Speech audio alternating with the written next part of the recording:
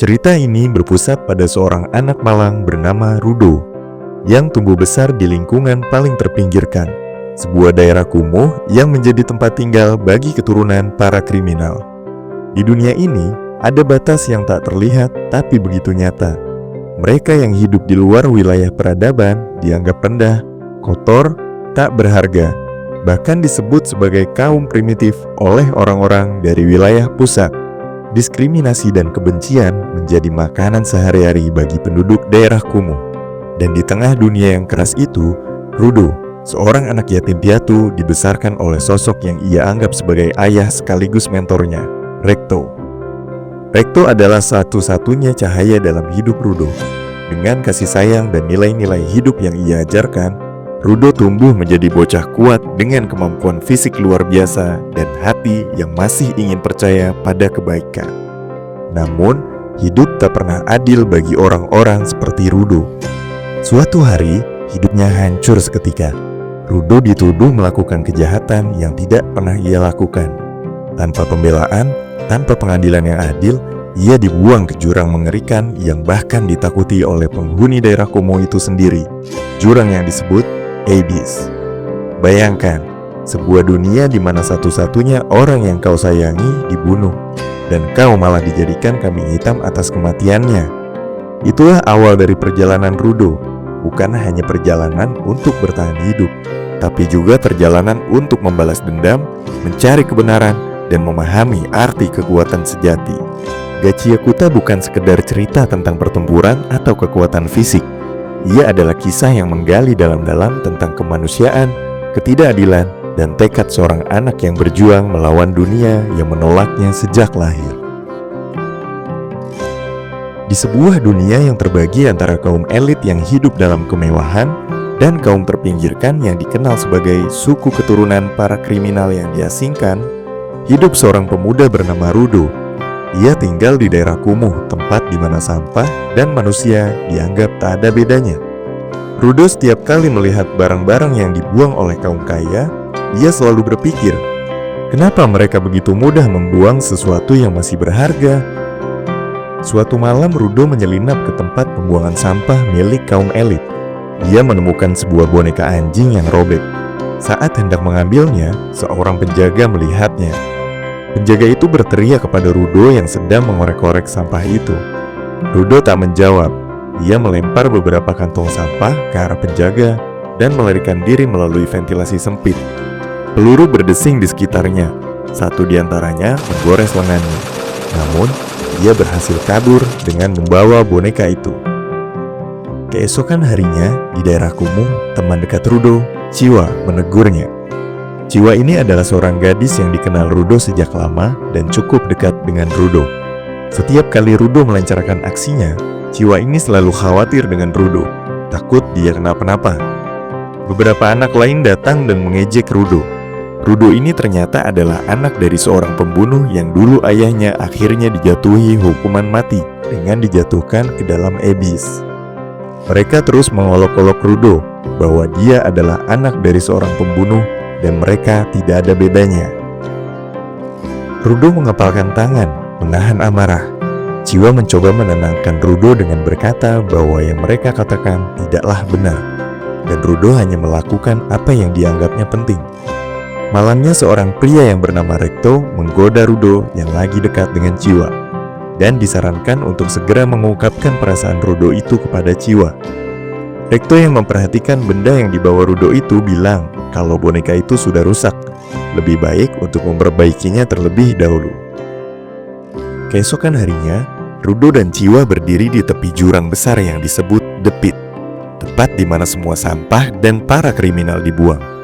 Rudo memberikan boneka anjing yang telah diperbaikinya kepada Chiwa. Chiwa terlihat sangat senang dengan boneka pemberian Rudo itu, dan berkata bahwa boneka itu lucu, dan dia akan menjaga boneka itu dengan baik. Setelah memberikan boneka itu kepada Chiwa, Rudo kembali ke rumah. Ia bertabrakan dengan seorang pria bertopeng yang menjatuhkan sebuah buku. Pria itu dengan cepat mengambil bukunya dan pergi tanpa sepatah kata. Ketika Rudo masuk ke dalam rumah, pemandangan mengerikan menantinya. Rekto tergeletak di lantai dengan pedang menancap di dadanya. Namun sebelum Rudo bisa bereaksi, para penjaga masuk dan melihatnya berlumuran darah.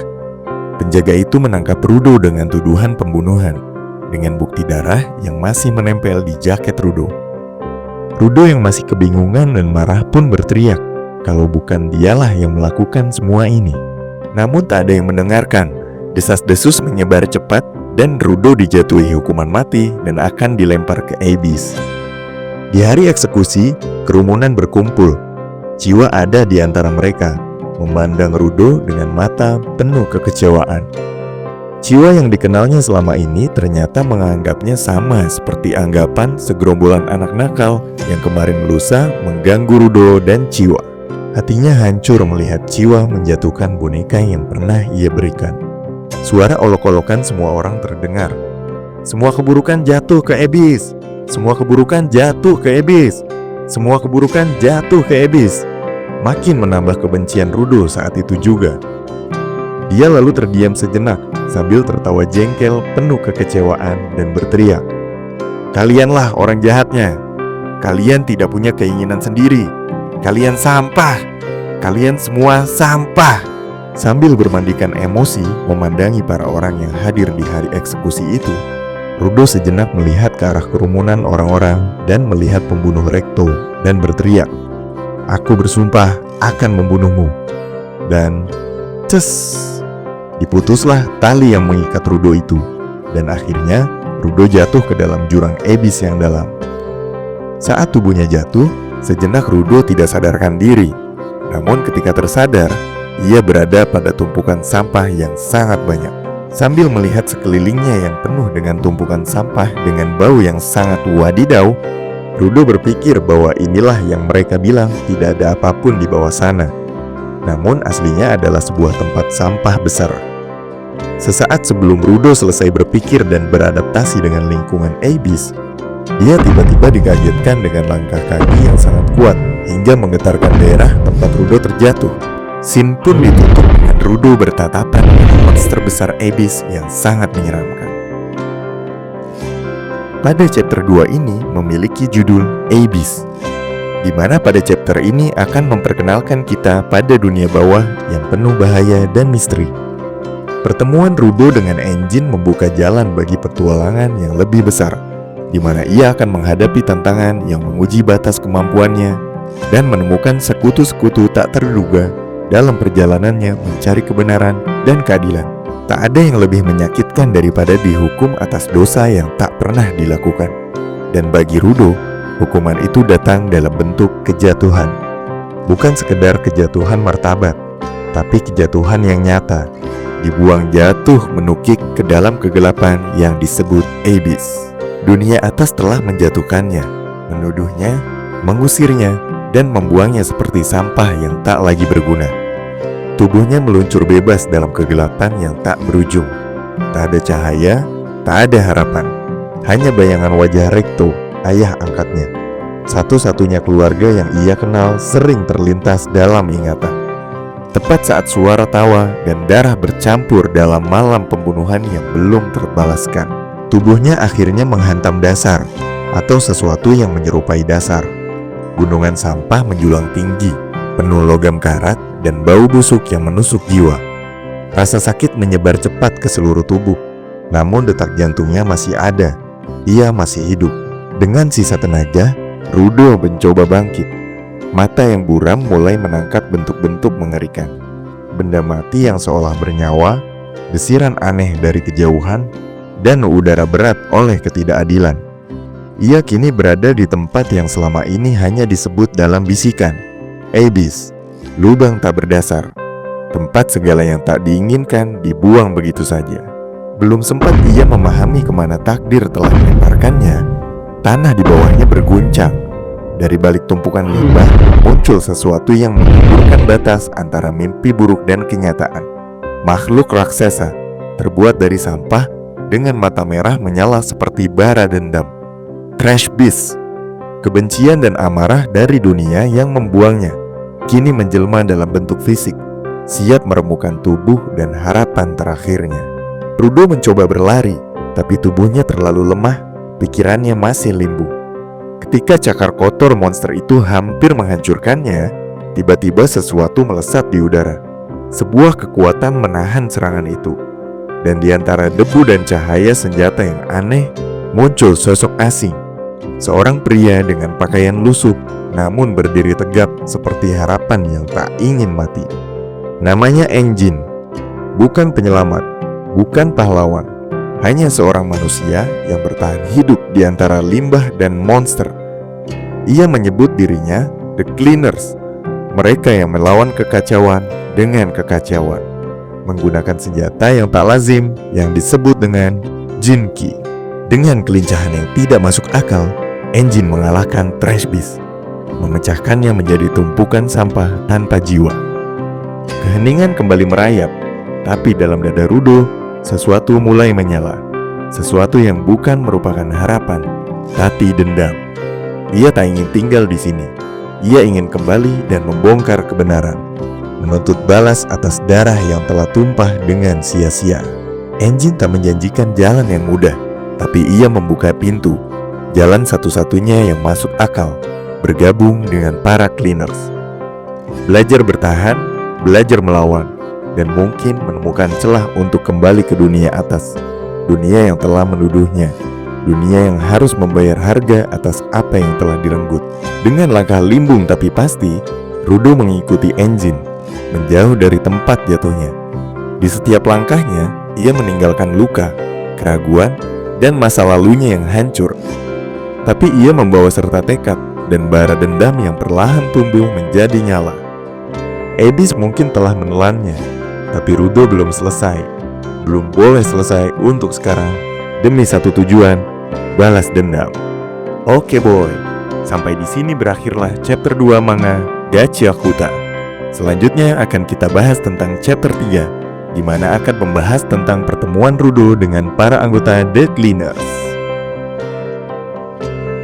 Pada chapter 3 kali ini, kita akan membahas tentang bagaimana pertemuan Rudo dan para The Cleaners terjadi.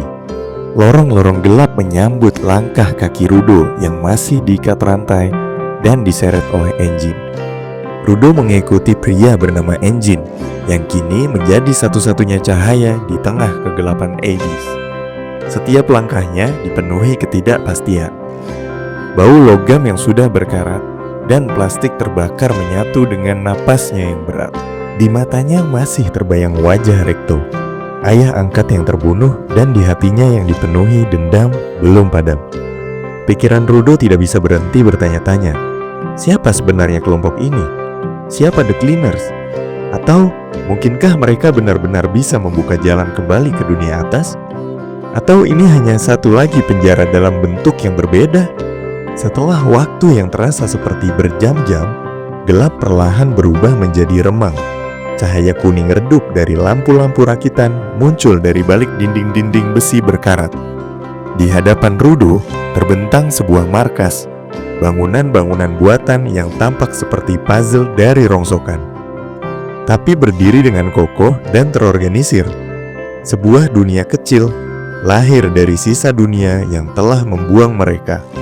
Dan disinilah tempat itu, rumah bagi mereka yang terbuang. Markas The Cleaners. Mata Rudo melihat berbagai sosok dengan penampilan yang tak biasa. Ada yang sibuk memperbaiki senjata dari logam bekas, ada yang menyusun bahan makanan, dan ada pula yang tengah berlatih bertarung dengan gerakan terukur dan penuh amarah. Tak satu pun dari mereka terlihat lemah, namun justru sebaliknya. Mereka tampak seperti manusia-manusia yang sudah menolak untuk menyerah. Seketika, sebuah bisikan dalam hati Rudo bergema. Ternyata mereka sama seperti aku, terluka, terbuang, tapi tetap memilih hidup. Ketika seseorang dari mereka ada yang menghampiri Rudo dan bertanya dari mana asalnya, Rudo hanya menjawab dengan santuy kalau dia jatuh dari surga. Seketika segerombolan itu tertawa penuh dengan ketertarikan dan keheranan. Wah, dia benar-benar dari surga. Ternyata bahasa orang dari surga itu sama dengan kita. Dan ada orang berambut panjang jabrik yang keheranan, seakan dia tidak percaya kalau ada orang yang jatuh dari surga ke Abyss itu masih hidup. Namun seketika suasana berubah. ketika celetukan salah seorang dari gerombolan itu bilang bahwa, mumpung kita dapat orang dari surga yang masih hidup, apa sebaiknya dijual saja ya? Pasti harganya sangat tinggi, dan mereka akan mendapatkan keuntungan yang sangat tinggi. Hal itu disampaikan bukan tanpa alasan. Laki-laki itu menambahkan kalau mereka semua membenci semua orang dari surga yang sering berlaku semena-mena dan suka membuang sampah ke dalam sini dengan sangat tidak bertanggung jawab. Bayangkan saja, selama bertahun-tahun, bahkan ratusan tahun, orang yang mereka sebut dari surga tersebut terus membuang sampah ke Abyss, sehingga menyebabkan sampah menumpuk setinggi gunung dan membuat udara beracun. Bahkan monster juga sering muncul dari limbah yang dibuang dan sudah menumpuk itu. Dan tak jarang, penghuni asli Abyss terbunuh oleh monster sampah itu. Dan bangunan di sini juga sering dihancurkan, baik oleh monster ataupun karena kontaminasi alam yang disebabkan oleh sampah. Rudo kembali mendapatkan penyiksaan dengan dipaksa makan sampah oleh gerombolan orang tadi sambil mengejek. Apakah makanan sampah dari surga ini bukan seleramu? Semua orang di situ hanya tertawa melihat Rudo tersiksa. Namun dengan tekad bertahan hidup yang tinggi, Rudo melawan pimpinan gerombolan tadi dengan menggigit kedua jari tangannya sampai semua dagingnya terlepas. Pimpinan itu pun berteriak dengan kencang, beraninya kau! Namun belum sempat semua orang bereaksi, Rudo sudah mulai mengamuk di tempat itu dan mematahkan rantai yang mengikat kedua tangannya. Dia sangat tidak tahan dengan tindakan semena-mena semua orang yang selalu memilih dan melakukan apa yang mereka senangi suka-suka hati. Engine yang dari tadi ternyata memperhatikan Rudo yang diberikan ujian di markas palsu benar-benar terkejut ketika melihat kekuatan yang sangat besar muncul dari Rudo. Kekuatan yang bersumber dari rasa benci, dendam, dan amarah berkumpul menjadi hitam pekat di kedua tangannya. Gerombolan orang tadi tercengang ketika mengetahui kalau ternyata Rudo bukan sembarang orang buangan dari surga. Rudo adalah seorang giver, seseorang yang bisa membuat benda menjadi hidup dan menarik kekuatan dari benda itu. Gerombolan tadi langsung dibantai habis oleh Rudo dengan kekuatan giver yang menghidupkan dan memakai kekuatan rantai yang tadi mengikatnya. Bahkan Rudo bisa menghidupkan dua benda sekaligus, yaitu rantai dan ban bekas. Namun ketika Rudo ingin membunuh pimpinan gerombolan tadi, Engine dengan cepat menghentikannya dan berkata, "Sudah, cukup!" Ternyata selama menggunakan kekuatan giver tadi, Rudo tidak sadarkan diri. Dia sepenuhnya dikendalikan oleh amarahnya. Setelah berdiskusi dengan Engine, akhirnya Engine mengakui kalau dari tadi dia hanya menguji Rudo untuk mengetahui kalau Rudo ini punya kekuatan atau tidak. Sebagai balasan dari ujian tadi, Engine akan mengajari Rudo cara bertahan hidup di Abyss dan cara menggunakan kekuatan giver dia. Namun dengan syarat, Rudo harus bergabung dengan Engine sebagai seorang cleaners. Dan di luar Nurul, si Rudo ini malah menolak tawaran Engine. Hahaha. Dan chapter 3 berakhir sampai di sini. Chapter 4 dibuka dengan percakapan Engine dengan seorang dokter yang terlihat sedang merawat Rudo. Engine juga menjelaskan alasan dia membawa Rudo ke tempat itu untuk disembuhkan. Tak lain karena Rudo memiliki kekuatan giver. Namun bukan hanya itu. Alasan utama sebenarnya adalah karena Engine melihat seperti ada yang janggal dengan Rudo ini. Rudo yang sempat menolak ajakan Engine pas di akhir chapter 3 masih terlihat kesal dan terus ngoceh kenapa dia dibawa ke tempat itu, padahal dia gak mau. Lagi asiknya ngobrol sama Engine, si Rudo diomelin sama dokter yang ngerawat dia. Bahkan dokter itu mengatakan beberapa ujangan. "Masih untung lu hidup. Napas di sana 5 kali aja bisa langsung mati karena beracun banget." Ya, seperti yang kita tahu bahwa area Abyss terlarang itu sangat beracun dan dipenuhi dengan sampah yang bahkan mampu mengikis sebuah bangunan. Jadi kebayangkan gimana beracunnya udara di sana? Singkat cerita, setelah Rudo kena omel dan pengobatannya juga sudah selesai, dia lanjut pergi bareng Engine keluar. Sesaat setelah keluar dari fasilitas pengobatan, tepatnya di sebuah lorong, Engine memberikan sedikit nasihat kepada Rudo bahwa penghuni asli Abyss itu sangat benci orang dari langit. Apalagi Rudo yang sudah mengalaminya langsung, penyiksaan yang gila banget. Intinya Engine ingin menyampaikan kalau dunia itu tidak sebaik yang kau bayangkan, boy. Di tengah perjalanan, Engine yang melihat Rudo sangat kelaparan membelikannya makanan untuk dimakan. Mengingat Rudo ini belum makan sejak dibuang ke Abyss beberapa hari yang lalu. Walaupun sebenarnya dia sudah makan, tapi makan sampah waktu disiksa bandit. Rudo juga sedikit heran kenapa ada kota di dalam Abyss dan kenapa ada makanan yang layak seperti hamburger yang sedang ia makan itu. Setelah Rudo selesai makan, Engine sedikit memberikan pelajaran singkat tentang bagaimana sampah itu memiliki sebuah jiwa. Dia menganalogikan tetesan kopi ke dalam gelas berisi air jernih. Bersamaan dengan sampah yang dibuang ke sini, berbagai emosi, jiwa terkumpul dengan mudah. Nah, ketika itu sudah terkumpul dengan banyak, maka dapat berubah menjadi sebuah energi. Dan akhirnya bisa menyebabkan beberapa fenomena aneh. Salah satunya monster aberrant yang menyerang Rudo di awal kedatangannya ke Abyss. Monster itu akan menyerang apapun yang ada di sekitarnya, tidak memiliki akal, hanya emosi dan kebencian. Monster itu bahkan bisa menyerang sampai ke kota ini. Yang lebih mengerikan lagi, monster aberrant itu tidak bisa dilawan dengan senjata biasa macam pistol, pedang, tombak, atau lainnya, karena mereka itu terbuat dari jiwa. Monster itu cuma bisa dilawan dengan kekuatan spesial, contohnya dari sarung tangan Rudo. Sarung tangan yang sudah menemaninya dari lama. Sarung tangan yang penuh kenangan yang diberikan oleh ayah angkatnya, Recto. Sebuah benda yang memiliki jiwa, dirawat dan dijaga sepenuh hati. Di akhir penjelasannya, Engine juga menyebutkan benda itu mereka sebut dengan Jinki, benda yang memiliki jiwa dari penggunanya. Namun tidak semua orang yang merawat dan menjaga sebuah benda itu bisa menarik kekuatan dari benda itu. Orang yang merawat dan menjaga dengan sepenuh hatilah yang bisa menarik kekuatan dari Jinki itu. Setelah menjelaskan panjang lebar tentang Aberrant dan Jinki, Rudo mulai tertarik nih bergabung dengan The Cleaners. Namun yang sangat membagongkan, justru Engine sendiri tidak tahu cara keluar dari Abyss dan kembali ke dunia Rudo. Rudo sangat kesal dan marah, tapi Engine dengan santai menjawab kalau bosnya itu tahu segalanya. Mungkin dia juga tahu cara keluar dari sini. Pada akhirnya Rudo setuju bergabung dengan The Cleaners dan menjadi The Cleaners seperti Engine.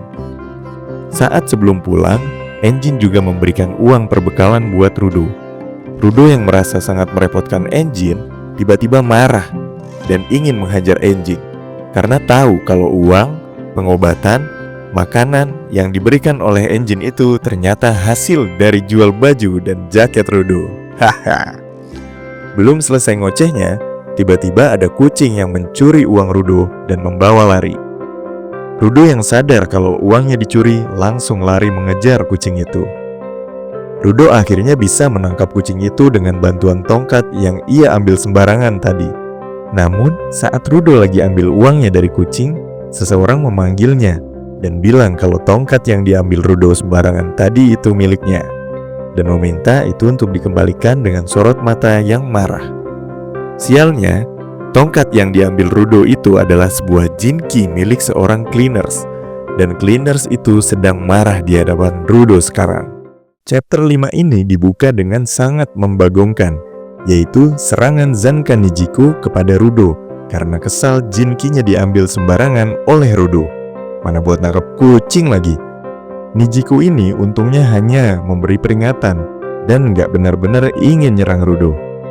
Nijiku ternyata juga seorang mentor yang ditugaskan oleh Engine untuk ngedidik Rudo selama dia jadi janitor. Nijiku adalah salah satu dari 5 anggota tim Akuta di bawah organisasi The Cleaners. Suasana mulai canggung ketika Nijiku marahin Rudo karena nggak punya sopan santun, asal ambil barang orang. Apalagi itu adalah barang berharga bagi Nijiku. Bahkan Nijiku sampai ngehina orang tua Rudo dengan umpatan bahwa dia telah gagal mendidik Rudo jadi anak yang baik. Ngedengar hal itu, Rudo yang seketika ingat saat-saat bersama dengan ayahnya, Recto, mulai marah. Namun dia ingat perkataan Recto bahwa kalau kau ingin orang lain mendengarkannya, dia harus berkompromi dahulu. Kalau kau mudah marah, bahkan orang tercintamu pun akan marah. Seketika amarah Rudo mulai mereda dan dia meminta maaf kepada Nijiku karena telah dengan sembarangan mengambil sesuatu yang sangat berharga buatnya. Mereka berdua akhirnya berbaikan dan saling memaafkan. Mereka mulai berbincang tentang Jinki masing-masing. Dan ada momen ketika Rudo memperlihatkan senyuman anehnya. Ya, Rudo memang tidak bisa tersenyum sama sekali. Bahkan jika dia tersenyum, itu akan menampilkan wajah yang seram dan bakal disalahartikan oleh orang lain karena senyuman aneh itu. Begitupun dengan Nijiku, dengan tatapan mengejek melihat Rudo berusaha tersenyum di hadapannya. Mukanya justru menyeramkan ketika Rudo tersenyum. Di tengah ejekan itu, Nijiku gak sengaja nih keceplosan tentang tujuan Rudo yang dianggap gak guna. Rudo seketika yang lagi latihan senyum mendadak pasang muka serius dan jengkel. Gak terima tujuannya dihina, bahkan Rudo berteriak kalau dia akan mencapai tujuan itu dengan jiwa dan raganya. Chapter 5 diakhiri dengan persiapan duel antara Nijiku dan Rudo, sekaligus ngeliatin Nijiku yang heran dengan kekuatan Jinki sarung tangan Rudo, yang ternyata kekuatannya mampu mengubah apapun yang disentuhnya jadi Jinki. Anjay. Selanjutnya, awal pertarungan dimulai dengan Rudo yang terkejut dengan Jinki milik Nijiku yang tiba-tiba ngilang. Dia cuma senyum sambil maju ke depan. Tapi tiba-tiba Jinki punya Nijiku jatuh dari atas yang ternyata Rudo telat menyadari kalau Nijiku ngelempar Jinkinya sebagai umpan untuk nyerang. Dan biar sebuah tendangan mendarat tepat di muka Rudo, bahkan sampai ngebuat Rudo terpental ke belakang. Beberapa kali Nijiku mendaratkan serangan telak kepada Rudo, tapi dengan liciknya Rudo ngebales serangan itu dengan sebuah penyedot WC yang masih lengkap dengan tai-tainya. Nijiku yang kesal karena ada cipratan tai yang mengenainya justru lari karena ngerasa jijik dengan apa yang digunakan oleh Rudo. Singkat cerita, pertarungan tolol itu malah dikira ajang untuk ngakrapin satu sama lain oleh Enjin yang terus ngakak karena Rudo pakai penyedot WC lengkap dengan tainya. Haha. Di tengah perbincangan dalam mobil itu, ternyata di belakang ada seorang wanita yang lagi tiduran dengerin ocehan mereka bertiga. Orang itu adalah Rio Reaper, seorang anggota tim Akuta juga. Tampaknya Rio cukup tertarik dengan warna rambut Rudo dan memainkannya sejenak. Mereka berempat akhirnya ngelanjutin perjalanan dengan mobil menuju ke suatu tempat. Setelah sampai ke tujuan, Rudo dibuat terkejut bahwa tempat yang ditujunya adalah markas besar Dead Cleaners. Sesampainya di markas, mereka berempat langsung disambut oleh seorang wanita bernama Semiyu Grier. Dia adalah seorang resepsionis, sekaligus orang yang akan ngelayanin seluruh cleaners yang ada. Dia juga akan ngeliat potensi dari seseorang yang datang ke markas The Cleaners ini. Semiyu ini langsung nodongin garpu kepada Rudo untuk menguji potensi kekuatan Rudo secara langsung. Walaupun dia sebenarnya udah denger cerita Rudo sebelumnya. Kemampuan Semiyu ini terbilang cukup unik ya. Jinki miliknya adalah kacamata, di mana kacamata itu bisa ngelihat seluruh status dan potensi dari seseorang, semacam analisa gitu. Setelah selesai nganalisa Rudo, Semiyu ngejelasin kalau status fisiknya terbilang udah oke. Jadi nggak perlu latihan fisik dasar lagi. Selanjutnya, harmonisasi antara dia dan Jinkinya menakjubkan. Tapi masih belum stabil. Rudo punya potensi yang tinggi di sini. Tapi bukan itu yang ngebuat Semiyu terkejut nih. Ternyata ada tai yang ketinggalan di leher Rudo, yang ngebuatnya dikerubungin sama lalat. Setelah itu, Enjin ngajak Rudo keliling markas sebentar sambil ngelihat beberapa anggota cleaners yang lain. Dijelasin bahwa ada sekitar 100 anggota cleaners. Selanjutnya, Rudo dibawa ke ruangan bos The Cleaners. Pas mereka berdua udah di depan pintu ruangan bos, Enjin ngingetin Rudo jangan pernah nanya tentang Jinki kepada bos. Karena para cleaners di sini sangat menghormati bos mereka lebih dari apapun, dan tidak ada yang berani nanya apa kekuatan bos itu. Pas masuk ruangan bos, ternyata bosnya nggak ada nih. Semio yang tadi jaga di depan langsung nyamper mereka, dan ternyata lupa bilang kalau Pak Bos lagi perjalanan dinas luar kota untuk beberapa hari. Dan mungkin itu akan lama, karena perjalanan dinas kali ini gak ngasih tahu kapan pulangnya. Ngedengar hal itu, Rudo sedikit kecewa nih. Ditambah lagi aturan The Cleaners itu sangat ketat terhadap anggotanya, yang mana orang luar gak bisa diangkat jadi The Cleaners tanpa ada Pak Bos dan tanpa persetujuan Pak Bos secara langsung nih. Karena belum bisa diangkat cleaner secara resmi, sekarang sementara Rudo jadi anak magang cleaners dulu nih. Dia cuma boleh memperhatikan cara bekerja para cleaners yang lain. Nah, jadi misi pertama adalah permintaan pembersihan oleh para cleaners di sebuah tempat terkontaminasi, di mana di situ muncul beberapa eburan kecil. Tapi Rudo di sini kebingungan nih. Apa itu daerah terkontaminasi?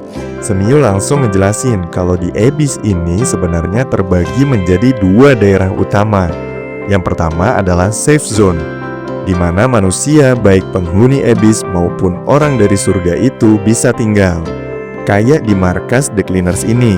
Di tempat itu masih terdapat makanan dan tempat tinggal yang cukup layak dan aman untuk ditinggali. Selanjutnya adalah contaminated zone, di mana daerah itu sudah mulai terkontaminasi oleh sampah, baik kontaminasi racun maupun limbah berbahaya. Bahkan dalam contaminated zone itu masih terdapat lagi forbidden zone, di mana daerah itu sudah termasuk daerah terlarang, daerah di mana Rudo terjatuh dari surga. Daerah itu biasanya udah nggak mungkin ada kehidupan. Napas 5 kali pun bisa ngebunuh seseorang manusia normal seketika. Kalaupun bisa bertahan lebih dari 5 kali napas, palingan maksimal akan mati seketika setelah 15 menit. Bahkan monster Eberron yang muncul di situ lebih ganas dan ukurannya sangat besar. Infonya sejauh ini udah ada 6 daerah terlarang yang udah teridentifikasi. Bahkan seorang cleaners pun gak akan bisa ngalahin Eberron yang terkumpul di Forbidden Zone itu. Rudo selamat itu juga karena hoki setinggi langit nih. Rudo hoki banget waktu itu Engine lagi jalan-jalan di daerah sekitaran Forbidden Zone. Jadi dia masih sempet tuh buat nolong Rudo dari monster Eberron besar. Selanjutnya kita diperlihatkan perkenalan anggota organisasi The Cleaners lainnya yang gak memiliki kekuatan giver. Mereka disebut supporters, yang kerjanya ngedukung kerjaan para cleaners yang punya kekuatan giver. Akhirnya, proses pembersihan pun dimulai, dengan salah seorang anggota cleaners ngeliat para Eberron mulai muncul. Terlihat banyak Eberron berukuran kecil muncul, dan mulai nyerudukin kepala mereka ke pembatas barikade yang udah dibuat. Gak selang lama, kawanan Eberron yang ukurannya lebih besar dari yang pertama juga muncul nih. Setelah itu dengan santuy, Rio Reaper ngejelasin ke Rudo kalau jenis itu cocok buat latihan para pemula. Selain itu, dia juga ngejelasin kalau cleaner sedang bekerja sangat diharuskan mampu berpikir dengan tenang dan jangan panik hanya karena suasana. Di luar dugaan, tiba-tiba ketika Rio sedang berceramah tentang ketenangan, muncul monster Eberron yang sangat besar dan seketika menghancurkan pembatas barikade yang dibuat. Rio pun langsung bersemangat karena bisa dapat lawan yang kuat sekaligus ujuk skill kepada Rudo. Rio Reaper langsung menerjang ke depan membasmi habis Eberron kecil.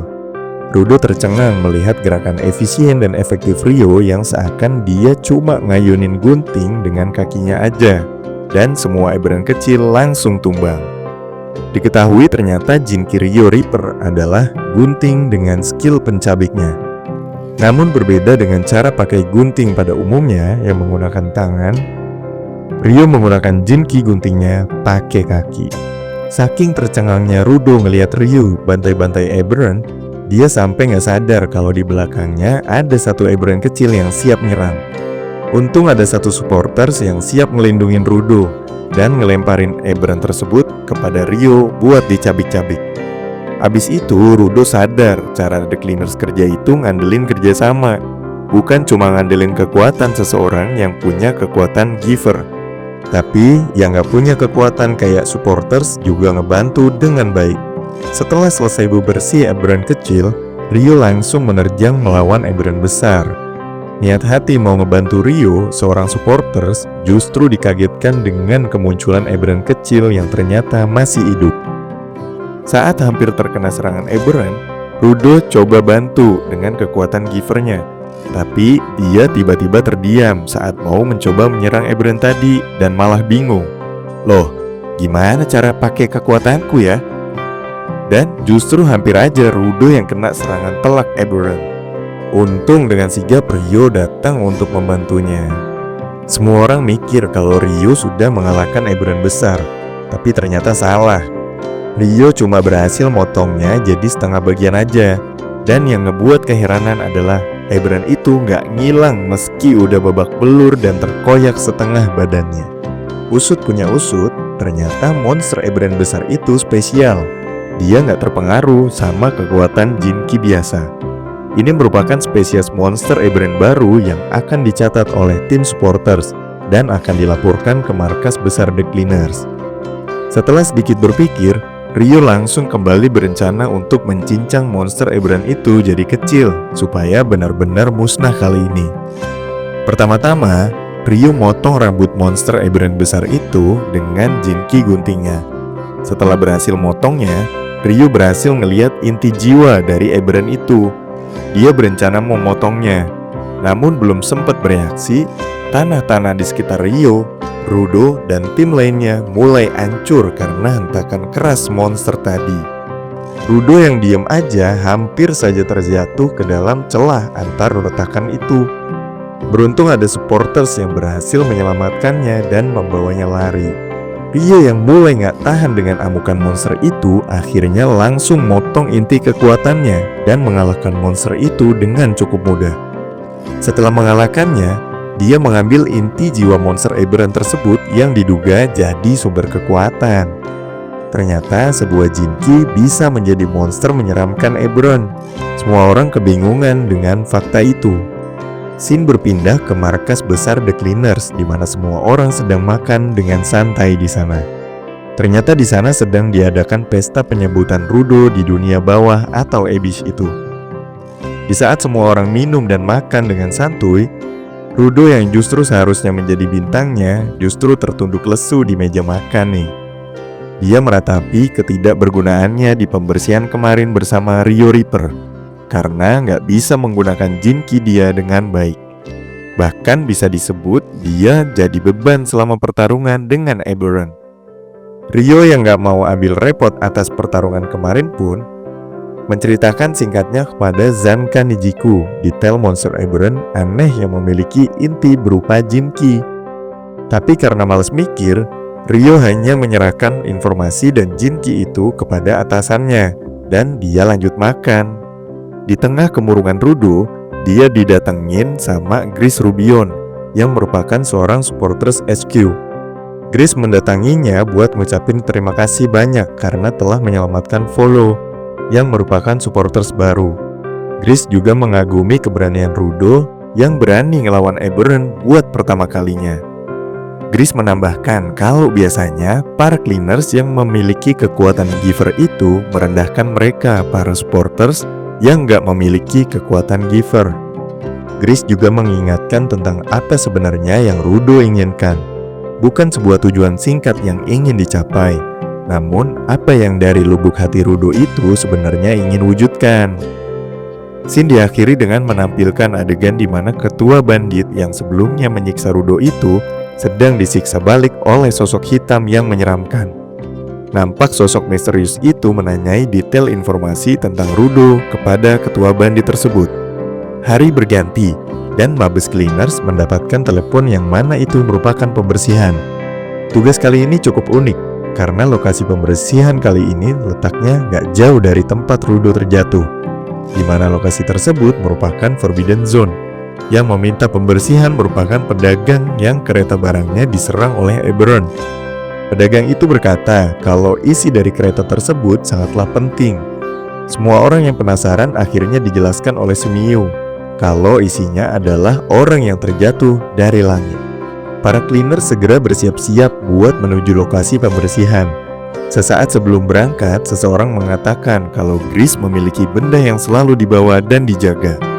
Grace biasanya melakukan doa secara khusyuk sebelum menjalankan misi. Benda itu adalah jimat perlindungan Hamsa. Setelah sampai di lokasi pembersihan, mereka bertemu seorang pedagang yang ternyata dia yang membuat permintaan pembersihan di area itu. Pedagang itu menjelaskan bagaimana dia menemukan orang langit yang terjatuh dan dia bilang dia mengkhawatirkannya. Setelah berjalan beberapa saat dan sampai di sebuah gedung, pedagang itu memberitahu kalau orang langit yang dimaksud ada di dalam dan meminta tolong agar segera menyelamatkannya. Namun, tiba-tiba pedagang itu mendorong para anggota party itu maju dan mereka semua terjatuh ke dalam jurang jebakan yang ternyata pedagang tadi adalah Eberron yang nyamar. Setelah mereka semua terjatuh, tiba-tiba muncul dua orang yang lagi megang lampu obor dengan nada menyeramkan, memaksa mereka untuk menyerahkan Rudo yang merupakan orang langit itu kepada mereka. FY ini ya boy. Mereka berdua itu mantan anggota The Cleaners juga. Yang om botak itu namanya Konza, dan yang perempuan nggak tahu namanya. Hehe, kita sebut saja Sulastri. Grace ngejelasin mereka adalah Vandals, atau singkatnya, mereka itu sekarang menjadi anggota bandit dengan kekuatan Giver. Pertarungan pun nggak dapat dihindari antara Vandals melawan tim pembersih. Mereka membagi 3 tim. 2 orang supporters membersihkan jalan keluar agar memastikan gak ada Eberron. Volo dan Grace membersihkan beberapa boneka summon dari Sulastri. Sementara Zan Kanijiko melawan 3 Vandal sekaligus, yaitu Konza, Sulastri, dan Sukiem. Zanka terlihat cukup kewalahan melawan mereka bertiga karena dia tidak terbiasa melawan lawan yang kecil. Zanka terbiasa melawan Eberron yang bentuknya besar dan tidak gesit saat bergerak. Sekitar beberapa menit, Zanka terus-terusan kena gangbang oleh mereka. Ditambah, Zanka tidak bisa melawan balik karena skill Jinki dari Sukiem menahan kakinya di lumpur hisap, dimana kalau Zanka banyak bergerak, justru dia akan terhisap ke dalamnya. Ketika mereka bertiga berpikir kalau kemenangan sudah di depan mata, Zanka dengan santuy bangkit dan membongkar trik murahan kombinasi antara Om Botak Konza yang menggunakan sendal salju agar bisa bergerak lebih bebas di permukaan yang tidak stabil. Boneka gak jelas Sulastri yang bisa dikombo sama Om Botak Zanka untuk bersembunyi, dan ditambah skill pasir Tante Sukiem yang bisa menahan Zanka. Namun, seperti yang dibilang Engine sebelumnya, kalau Zanka ini adalah orang yang paling mengenal Jinki. Seketika setelah melakukan analisa, Zanka mengatakan kalau dialah yang paling mengenal Jinkinya, dan dia juga yang paling tahu apa yang mampu Jinkinya lakukan untuknya. Dan langsung saja, dang! Zanka menghantamkan tongkat Jinkinya ke tanah dan ngebuat ketiga orang itu terpaku. Dan dilanjutkan Zanka menerjang dan mengalahkan mereka semua, tidak terkecuali Sukiem yang mencoba menyerang Zanka di detik akhir. Pelarian Rudo dan yang lainnya tiba-tiba terhenti. Rudo, Grace, dan para supporters lagi lari cari jalan keluar dari situasi genting. Mereka menemukan pintu darurat yang mengarah ke tangga. Grace memutuskan buat ngirim beberapa supporters keluar untuk manggil bantuan. Sementara ia dan Rudo kembali meriksa keadaan Zanka Nijiku. Tiba-tiba terdengar ada langkah kaki yang mendekat.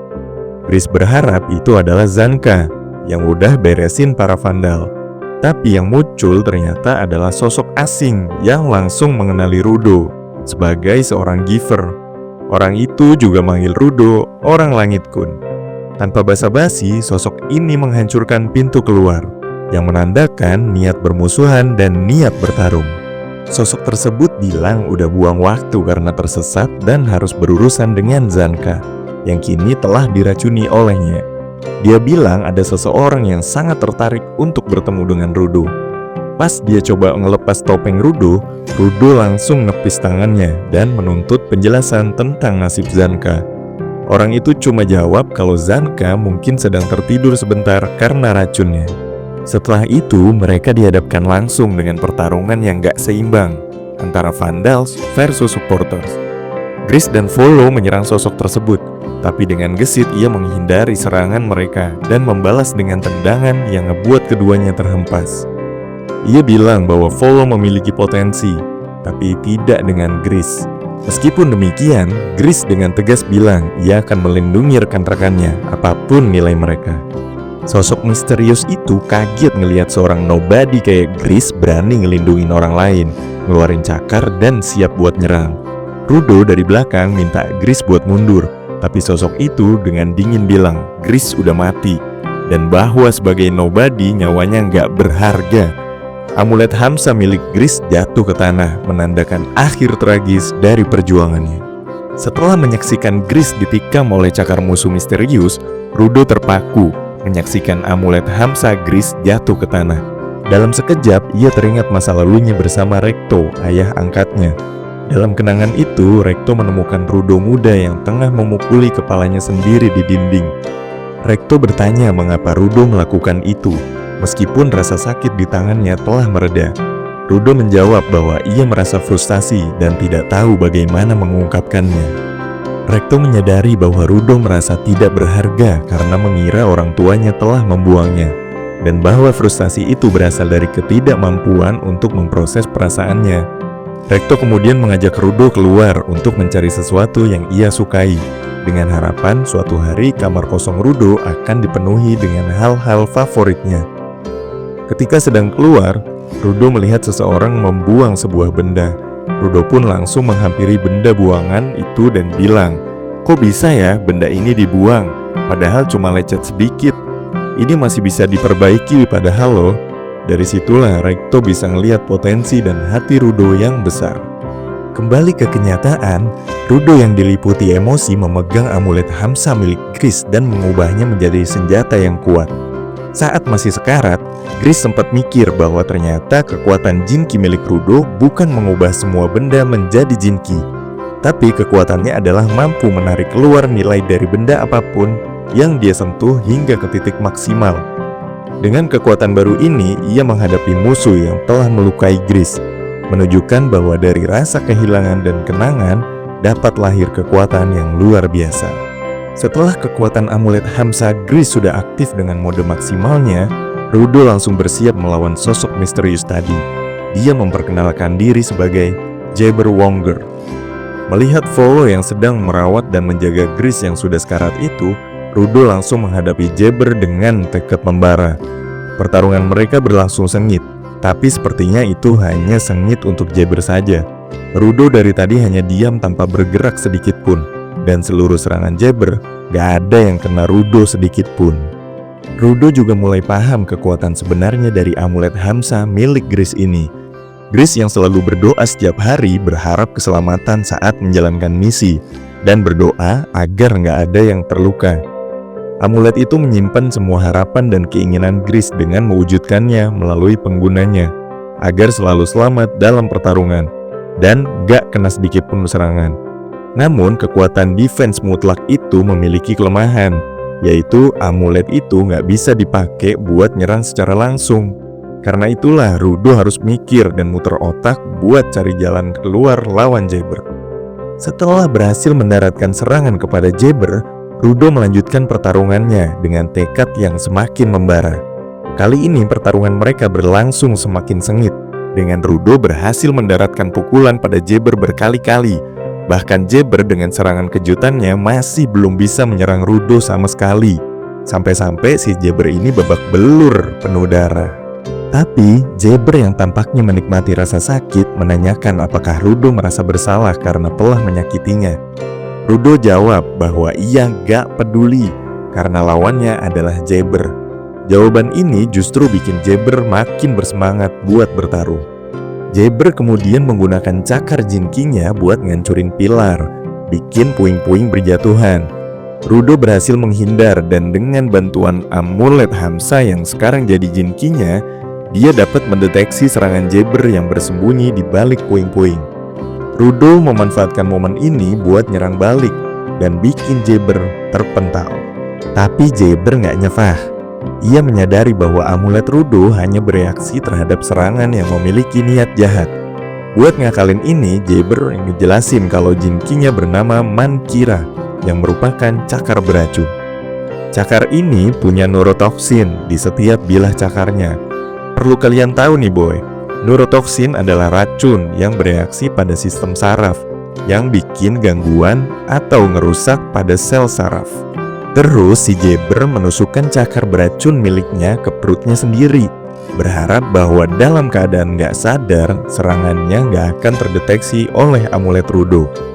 Abis pingsan, Jabber tiba-tiba nyerang, nunjukin bahwa rencananya berhasil. Pertarungan pun tambah sengit kali ini, di mana Jabber dalam mode tidak sadarkan diri karena neurotoksin milik jin Qi-nya sendiri mulai nyerang Rudo secara brutal. Beruntung Rudo masih bisa sedikit bertahan dibantu dengan amulet Hamsa milik Gris itu. Setelah pertarungan sengit melawan Jabber yang hampir merenggut segalanya, Rudo berdiri dengan napas tersengal. Tubuhnya dipenuhi luka dan kelelahan yang luar biasa. Tapi semangatnya tetap nyala, terutama saat mengingat pengorbanan Gris yang udah memberikan segalanya demi melindungi mereka. Tiba-tiba dari balik bayangan reruntuhan muncul sosok yang gak asing. Dia adalah Zanka yang tiba-tiba ngelempar tongkatnya buat nahan pergerakan Jabber buat sementara waktu sambil ngerancang strategi. Dengan luka yang masih segar dan wajah yang penuh determinasi, Zanka kembali bergabung dalam pertempuran. Kehadirannya membawa harapan baru bagi Rudo dan Volo, yang kini menyadari bahwa mereka tidak sendirian dalam menghadapi ancaman ini. Setelah pertarungan sengit lawan Jabber, Rudo dan Zanka berdiri di ambang kelelahan. Zanka meskipun tampak lelah menyatakan bahwa dirinya sehat-sehat saja. Ketika Rudo menunjukkan betapa buruk kondisinya, Zanka menyadari bahwa Rudo akhirnya bisa menggunakan jin Qi dengan benar. Tapi Rudo mengungkapkan bahwa jin Qi-nya nggak lagi berfungsi seperti sebelumnya dan hanya bisa menghindar karena Jabber telah kehilangan akal sehatnya. Zanka menganalisis bahwa jin Qi Rudo bereaksi terhadap niat jahat karena dirinya nggak bisa bergerak dengan baik akibat racun yang digunakan sebelumnya. Zanka menyusun rencana. Ia meminta Rudo untuk memukulnya guna menguji sesuatu. Zanka menjelaskan bahwa jika ia menyerang Rudo, jin Qi mungkin akan bereaksi dengan memindahkannya. Dan karena jangkauan tongkatnya lebih panjang dari cakar milik Jabber, ia seharusnya bisa mencapai Rudo sebelum cakar Jabber menyentuhnya. Rudo menunjukkan bahwa jika rencana ini gagal, ia yang akan terkena serangan. Tapi Zanka dengan santai menjawab bahwa Rudo nggak perlu khawatir akan hal itu. Jabber mulai bangkit dan segera menyerang, memotong pilar di dekat Rudo dan Zanka. Zanka memperingatkan Rudo untuk nggak ngebiarin cakar Jabber menyentuhnya, karena bahkan tusukan kecil pun cukup buat ngelumpuhin. Tiba-tiba Zanka berbalik dan menyerang Rudo. Jin Qi Rudo bereaksi dan memindahkan Zanka, memungkinkan Zanka untuk menyerang Jabber. Zanka terkejut bahwa rencananya berhasil, sementara Rudo terkejut bahwa Zanka benar-benar menyerangnya, apalagi menyerang dengan niat jahat. Setelah mengetahui bahwa rencana mereka berhasil ngelawan Jabber, Zanka melangkah mengelilingi Rudo dan mulai menyerangnya lagi, seperti yang udah diharapkan. Jin Qi Rudo bereaksi dan memindahkannya lagi, memberi Zanka kesempatan untuk memberikan pukulan keras langsung ke Jabber. Zanka menyadari bahwa Rudo dapat memperpanjang jarak perpindahannya dan mengatakan bahwa Rudo mulai menjadi agak kasar, yang dibalas Rudo dengan mengatakan bahwa ia akan menunjukkan apa itu kasar. Ketegangan meningkat saat Zanka menyerang Rudo, sementara Jabber mulai bangkit. Saat Zanka berada di udara bersiap untuk menyerang, Jabber kembali sadar dan sempat berbicara, "Bukankah kalian orang jahatnya?" Sebelum akhirnya Jabber dipukul jatuh ke tanah. Setelah pertarungan sengit, Zanka terjatuh ke tanah, kelelahan dan gak mampu bergerak lagi. Di sisi lain, jin Qi milik Rudo yang berupa jimat Hamsa milik Gris mulai hancur. Rudo gemetar, merasa bersalah dan tiba-tiba jatuh pingsan. Zanka terkejut melihat luka di punggung Rudo. Ternyata tanpa sadar, di pertarungan tadi, Rudo terkena goresan di punggungnya, yang mana luka goresan kecil itu cukup buat mengalirkan racun dan ngebuat Rudo lumpuh untuk sementara. Jabber yang sebelumnya pingsan bangkit dan mendekati mereka. Dengan tenang, dia ngejelasin bahwa cakar kiri miliknya mengandung racun yang dapat menghilangkan rasa sakit. Tapi jika digunakan berlebihan, bisa bahaya. Racun yang dia suntikan ke Zanka itu dia bilang kira-kira 30 menit akan hilang. Karena itu Jabber mutusin buat nyuntikin racun lagi ke tubuh Zanka yang masih terbaring lemah. Jabber kemudian mengangkat Rudo dan berkata, "Sampai jumpa lagi penjahat," sebelum melompat melalui lubang di langit-langit. Namun di luar, Ryo dan para cleaners udah nunggu, siap menghadapi Jabber. Sebuah payung yang dikenal milik Engine meluncur dan mengenai Jabber, membuatnya terlempar dan melepaskan Rudo.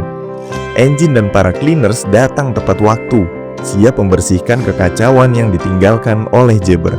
Sementara itu, Rudo yang masih terbaring merasa semua ini adalah kesalahannya.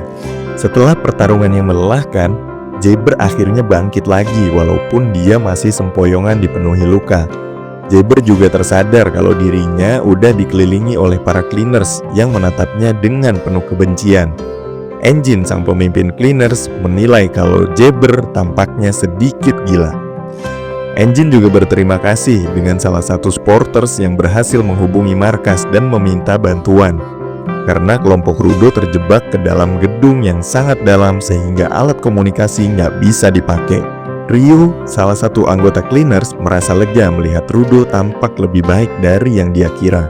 Sementara anggota cleaners lainnya menunjukkan kekhawatiran atas kondisi Rudo yang masih lemah. Bahkan Delmon Gates sempat ngomel-ngomel karena Jabber berani melukai anak magang cleaners. Dalam ketegangan yang meningkat itu, Engine ngomong kepada Jabber dan menanyakan banyak hal kepadanya. Jabber menyadari kalau situasinya buruk dan kalau melarikan diri bukanlah pilihan, terutama setelah mengganggu para cleaners. Dia bilang kalau misinya adalah membawa kembali orang langit, dan dia nggak akan kembali tanpa menyelesaikan tugasnya, bahkan jika itu berarti mempertaruhkan nyawanya. Jabber pun berniat untuk melesat menyerang para cleaners dengan YOLO, pokoknya terjang. Tapi tiba-tiba seseorang muncul dari belakang Jabber, menangkapnya dan mengingatkannya kalau waktunya udah habis. Orang tersebut yang dikenal sebagai Kutoni bilang kalau mereka harus pergi karena ada penghalang di jalan mereka. Jabber yang rada kesel meskipun enggan meninggalkan urusannya yang belum selesai akhirnya setuju setelah mendengar kalau bos mereka akan senang mendengarnya. Sebelum pergi, Jabber berpesan kepada Rudo buat jaga sarung tangan yang dia miliki dan bilang kalau mereka akan bertemu lagi. Dan lagi, Jabber bilang kalau sarung tangan Rudo memiliki nomor seri yang unik. Wopoi kira? Para cleaners kemudian keluar dari bangunan, membawa Zanka dan Gris. Dengan Gris terbaring di tandu, Rudo berlari mendekati Gris meminta maaf karena telah merusak jimatnya. Gris meskipun penting baginya merasa lega kalau jimat itu membantu Rudo dan memujinya atas keberaniannya. Gris pun akhirnya pingsan. Rudo duduk termenung di luar markas cleaners merenungkan peristiwa yang baru saja terjadi. Engine kemudian menghampirinya dan bergabung dengannya dan memuji kemampuan Rudo dalam menggunakan Jinki. Dia juga memberi selamat karena sudah bisa mengendalikan Jinki-nya kali ini. Namun bukannya senang, Rudo malah merasa gagal karena nggak bisa ngebantu Gris. Padahal Gris yang udah ngebantu sebelumnya. Engine mengingatkan bahwa Gris rela mempertaruhkan nyawanya buat ngelindungin teman-temannya. Selain itu, Gris juga sudah mengakui Rudo dan sudah melihat Rudo sebagai rekan, bukan sekedar orang langit. Saat mereka memasuki markas, Rudo terkejut melihat Gris duduk dengan baik, mengucapkan selamat atas kebangkitan kekuatan Rudo. Rudo yang dari tadi duduk termenung di taman setelah tahu kalau Gris baik-baik saja, dia seneng banget. Rudo duduk termenung di taman itu karena dia depresi. Si Volo bilang kalau Gris terluka sangat parah. Gris berterima kasih kepada Aisha Stilza, satu-satunya penyembuh cleaners yang telah menyelamatkannya. Gris juga muji Rudo dan Zanka atas usaha mereka melawan musuh yang kuat dan mengatakan bahwa ia nggak keberatan kehilangan jimatnya selama itu berguna bagi Rudo. FYI ya boy, Aisha Stilza ini satu-satunya giver dengan skill heal yang ada ya. Jadi walaupun dia anggota Cleaners yang punya skill giver, dia jarang banget ikut pembersihan. Ya karena skillnya yang langka. Intinya takut diculik musuh, apalagi sampai mokat. Cerita dibuka dengan Zanka yang kelihatan terguncang saat melihat sesuatu yang mendorong pintu terbuka. Kita kemudian dibawa kembali 6 jam sebelumnya, di mana Volo mencoba menahan Rudo yang bersikeras ingin menemui wanita dari zona terlarang, berharap mendapatkan petunjuk untuk kembali ke langit. Engine muncul dan memperingatkan Rudo bahwa pergi ke tempat berbahaya tanpa persiapan adalah tindakan nekat. Engine juga sampai menekankan betapa pentingnya memahami batasan kekuatan mereka. Rudo bertanya apakah Engine akan menemaninya, dan Engine menjawab bahwa pergi sendirian ke zona terlarang adalah tindakan bunuh diri. Sebelum cabut, Engine juga mengingatkan kalau kita semua harus lebih waspada terhadap Vandals, karena mereka juga seorang giver yang tersesat. Engine juga menjelaskan kenapa Vandals bisa jadi seorang giver. Pada dasarnya nggak semua orang itu baik, dan nggak semua orang itu bisa merawat suatu benda dengan baik. Meskipun mereka kelihatan baik, mereka memperlakukan suatu benda dengan buruk. Nah, yang kayak gitu tuh nggak akan bisa jadi giver.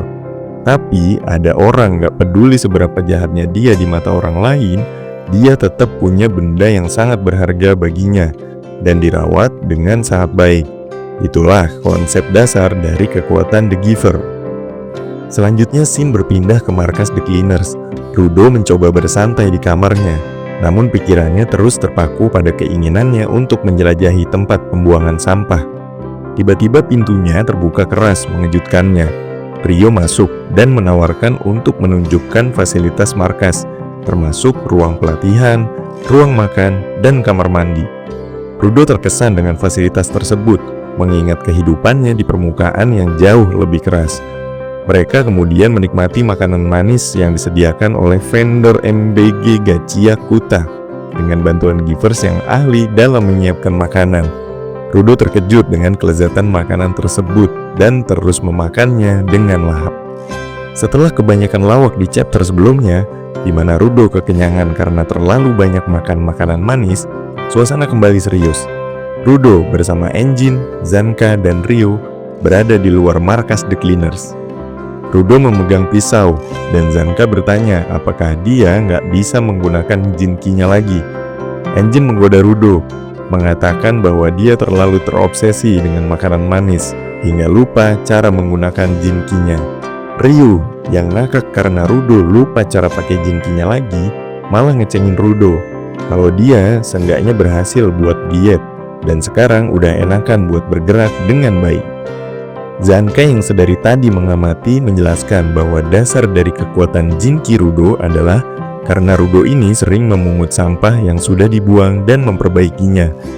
Zanka juga menambahkan kemungkinan yang merespon Jinki Rudo itu objeknya harus sampah atau benda yang sudah rusak.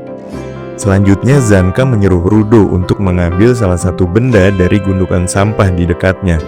Dan ketika Rudo mengambil sebuah segitiga seperti pedang, benda itu merespon Jinki Rudo dengan baik. Engine memuji analisa Zanka yang sangat baik, tepat seperti yang diharapkan dari seorang mentor. Tapi ketika Rudo mencoba menarik kekuatan pedang segitiga tadi, tiba-tiba dia tumbang dan mimisan. Ternyata ini sebabnya karena di pertarungan sebelumnya Rudo menggunakan Jinki sekaligus dan kondisi dia belum 100% pulih. Engine di sini menjelaskan kalau kualitas dari sarung tangan Rudo sebagai Jinki itu overpower, tapi tubuh Rudo nggak bisa menahan kekuatan dari sarung tangan itu. Intinya, Engine ini ngejelasin kalau kemampuan Jinki dan pengalaman serta kekuatan fisik pengguna itu penting banget untuk menjadi sinergi yang kuat. Jangan cuma ngandelin kekuatan Jinki aja, tapi fisiknya nggak dilatih. Selanjutnya tampak Rudo yang lagi kesel nyuci sarung tangannya setelah sebelumnya dia berusaha berlatih dengan jinkinya untuk menarik kekuatan pedang segitiga tadi. Rudo berjalan menuju ke kamarnya. Ketika membuka pintu kamarnya, Rudo kaget kalau ada Ryu yang lagi tiduran di kamar. Rudo yang kaget nanya kenapa Ryu ada di kamarnya dan sejak kapan dia ada di situ. Ryu ngejelasin kalau kamar dia tepat di atas Rudo dan dia sering denger rintihan kesakitan Rudo, dan nanya apakah luka di tangan Rudo itu sakit. Rudo cuma jawab kalau luka di tangannya nggak terlalu sakit kalau pakai sarung tangan. Tapi seenggaknya Rudo harus membersihkan luka itu beberapa kali. Setelah sesi curhat santuy itu selesai, Ryu langsung cabut lewat jendela dan kembali ke kamarnya. Setelah kejadian itu, keesokan harinya Rudo harus bersiap dengan tim untuk misi selanjutnya. Rudo juga dikasih tahu kalau seorang cleaners itu wajib pakai masker ya boy ketika masuk ke Forbidden Zone. Selanjutnya, Arca Corvus menjelaskan kalau masker untuk Rudo belum jadi. Dan sebagai gantinya, Arca mengutus beberapa giver buat nemenin Rudo sebagai jimat keberuntungan. Si resepsionis Semi-Ugrier juga menambahkan kalau Forbidden Zone itu semua daerahnya berbahaya. Kalian gak akan pernah tahu apa yang akan terjadi di sana. Sesaat kalian menginjakkan kaki di tumpukan sampah, bisa jadi yang kalian injak adalah Eberron dan seketika menghabisi kalian. Di akhir chapter 25 ini, Rudo nanya kemana sebenarnya mereka akan pergi. Engine menjawab dengan senang kalau mereka bakal pergi ke kota Canvas, kota tempatnya Gravity. Dan anggota pembersihan kali ini yang akan ikut menemani Rudo mencari wanita dari Forbidden Zone itu adalah Jeng Jeng. Dari tim Akuta ada Zanka, Ryu, dan Engine. Dari tim Eager ada Delmon dan Tamzi. Dari tim support ada Volo, Gris, dan Tom. Dan setelah diperkenalkan untuk seluruh anggota tim pembersih kali ini, Bapak Delmon ini sepertinya sangat bersemangat untuk misi kali ini, terutama karena dia terkesan dengan semangat yang ditunjukkan oleh Rudo hingga saat ini. Saking semangatnya ini bapak-bapak unik, Rudo sampai kaget. Hehe. Mereka semua akhirnya berangkat menuju kota Canvas dengan mobil dinas Kementerian Cleaner Republik Abyss. Haha. Setelah persiapan yang matang, Rudo dan tim The Cleaners menuju misi berikutnya. Mereka melewati dinding kota yang dipenuhi grafiti, mencerminkan ekspresi dan perlawanan masyarakat terhadap sistem yang menindas.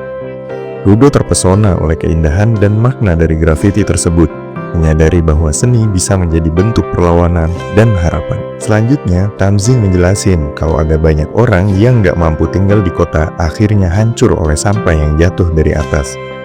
Tapi saat mereka mencoba memasuki kota, dua orang yang gak dikenal terhalang oleh penghalang yang gak terlihat.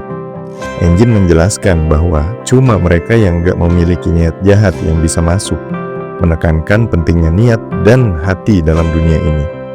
Di dalam kota, Rudo belajar lebih banyak tentang struktur masyarakat dan bagaimana kota-kota dibangun buat ngelindungin warganya dari hujan sampah yang berasal dari langit. Rudo ini saking senengnya lihat lukisan dan grafiti di sepanjang kota, dia sampai nggak tahu loh apa tujuan sebenarnya kemari. Engine ngejelasin kalau sebenarnya mereka kesini itu buat nemuin seorang giver dari pewaris seniman yang tinggal di kota ini. Engine juga menambahkan kalau kemampuannya itu punya kekuatan buat menerapkan jimat pada benda yang dia lukis. Engine juga ngasih contoh kayak pada panel sebelumnya, kalau tembok yang menolak dua orang asing masuk itu karena kekuatan jimat yang mencegah orang-orang dengan niat jahat buat masuk ke dalam kota. Nah, jimatnya itu dalam bentuk grafiti yang dilukis orang yang akan mereka temui, dan kekuatan itu sangat langka. Lagi asik ngejelasin ini itu ke Rudo, tiba-tiba ada seorang bocil yang nabrak Engine sampai keduanya terjatuh. Ketika Engine berusaha menolong bocil itu, dia malah nangis dan melanjut lari. Ryu yang lihat kejadian itu malah memperburuk suasana dengan bilang kalau Engine udah bikin seorang gadis kecil nangis. Selanjutnya mereka ketemu dengan wali kota di sana. Pak wali kota ngejelasin kalau orang yang mereka cari namanya Gop. Itu baru banget wafat pagi tadi. Engine yang gak percaya langsung melihat mayat itu dan dijelasin kalau itu merupakan tubuh yang terkontaminasi. Usut punya usut, si Gop ini gak mau tinggal di zona aman. Dia selalu pergi ke zona terlarang buat ngelukis. Saking nikmatin lukisannya, dia seringkali ngelepas maskernya, padahal itu sangat berbahaya. Setelah ngedengerin penjelasan Pak Wali Kota tentang alasan si Gop wafat, tim Cleaners ini terkejut ketika Pak Wali Kota ngejelasin kalau Jinki kuas ajaib pembuat jimat milik Gop itu bisa diwariskan secara turun-menurun. Dan pewaris setelah Gop ternyata si bocil kematian yang tadi nabrak Engine dan nangis. Setelah kehilangan Gop, suasana di kota Gravity dipenuhi duka. Remlin Taisar, pewaris Gob merasa terbebani dengan tanggung jawab barunya sebagai Charmcaster atau si pembuat jimat. Wali kota memperkenalkannya kepada Rudo dan tim The Cleaners, ngejelasin bahwa meskipun menjadi kehormatan besar bagi seseorang yang masih melukis untuk mengambil alih Jinki, tekanan menjadi Charmcaster mungkin terlalu berat buat Remlin yang masih bocah itu. Remlin dengan air mata mengalir di wajahnya, dengerin percakapan ini seakan yang dibutuhkan dari pewaris Charmcaster itu cuma fungsinya tanpa mengetahui makna sebenarnya dari melukis. Volo ngejelasin kalau sebuah benda nggak bisa menjadi Jinki kecuali kau merawatnya dari waktu ke waktu.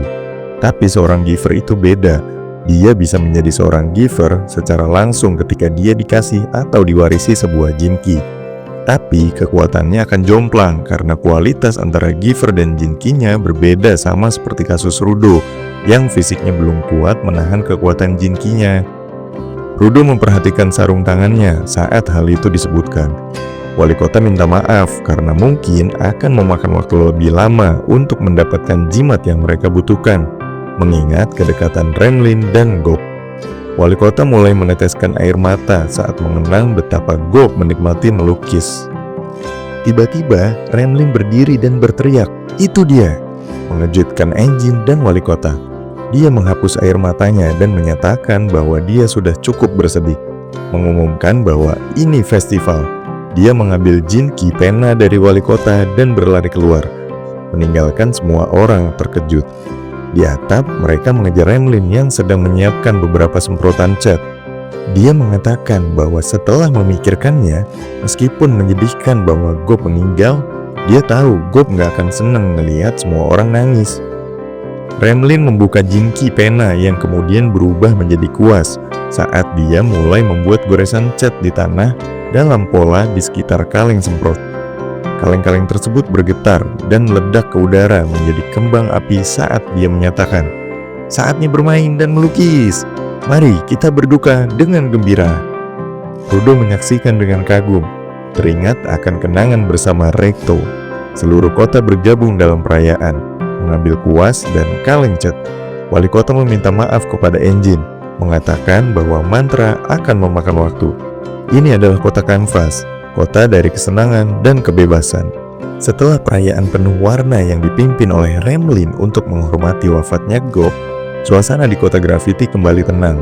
Remlin kini sebagai Charmcaster yang baru mulai menjalankan perannya dengan semangat, menciptakan jimat-jimat pelindung buat tim The Cleaners, dan pasien pertamanya adalah Rudo.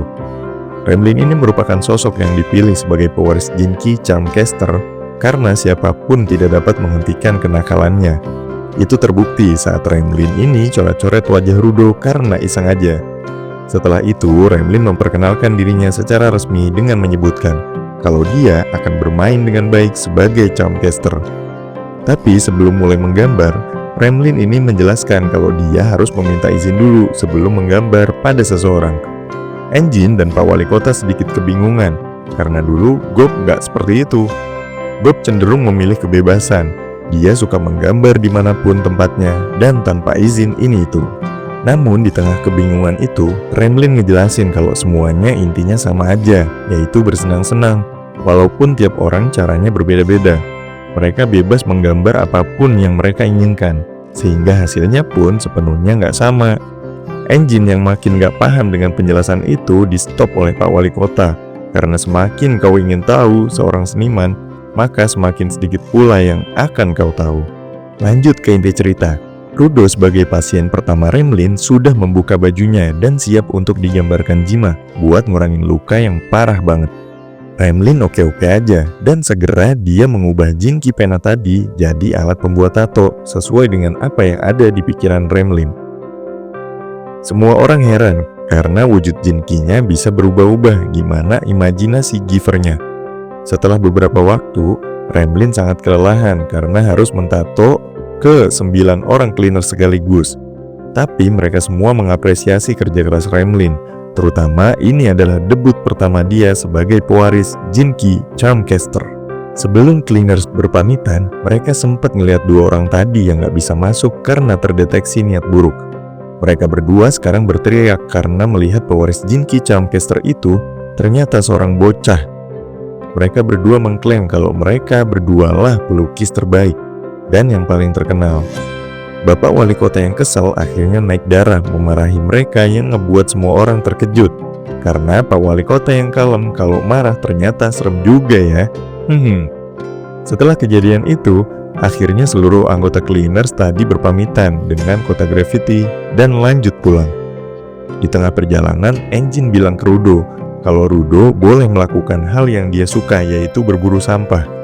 Mobil Engine berhenti di suatu tempat yang penuh dengan sampah, tapi itu masih di luar zona terlarang dan aman dari monster Eberron.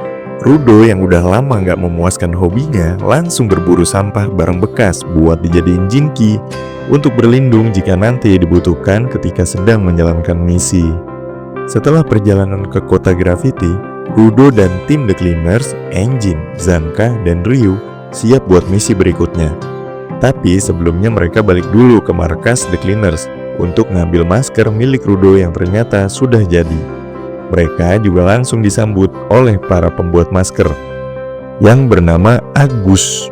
Si Agus ini juga ngejelasin karena susah ketemu dengan Rudo secara langsung, dia diam-diam ngukur wajah Rudo saat dia tertidur, sehingga ukuran masker Rudo tetap pas. Selain itu, Engine dan Sumiyu juga ngasih tahu si Agus ini tentang kepribadiannya, sehingga dia bisa menyesuaikan modelnya. Usut punya usut, ternyata si Agus ini kakak dari healer The Cleaners, yaitu Asia Stilza. Sebelum berangkat ke tempat misi, tim Cleaners, Engine meminta Rudo untuk melepas kalung penghubung yang ada di lehernya sebentar. Mereka semua seperti mengoleskan darah ke kalung milik Rudo dan menggunakan itu sebagai transmitter. Kalau di kita itu kayak telepon ya boys. Mereka menuju ke wilayah yang dikenal sebagai Penta, sebuah daerah gurun yang dijuluki sebagai Tanah Terlarang. Wilayah ini dikenal berbahaya dan penuh dengan misteri, tapi mereka harus melaluinya untuk mencapai tujuan mereka selanjutnya. Ternyata boys, tempat tujuan kali ini nggak bisa dilalui seluruhnya pakai mobil Fortuner si Engine. Hehehe. Mereka harus berjalan kaki selama setengah perjalanan. Mereka menghadapi berbagai tantangan, termasuk kondisi lingkungan yang ekstrim dan makhluk aneh yang menghuni gurun tersebut. Ujian pertama mereka adalah Kalajengking mode Badass yang tiba-tiba muncul di hadapan mereka. Mereka menemukan petunjuk tentang keberadaan musuh yang lebih besar yang mengancam kedamaian dunia mereka. Hal ini menambah urgensi dalam misi mereka dan memperkuat tekad mereka untuk terus maju. Pertarungan sengit pun terjadi.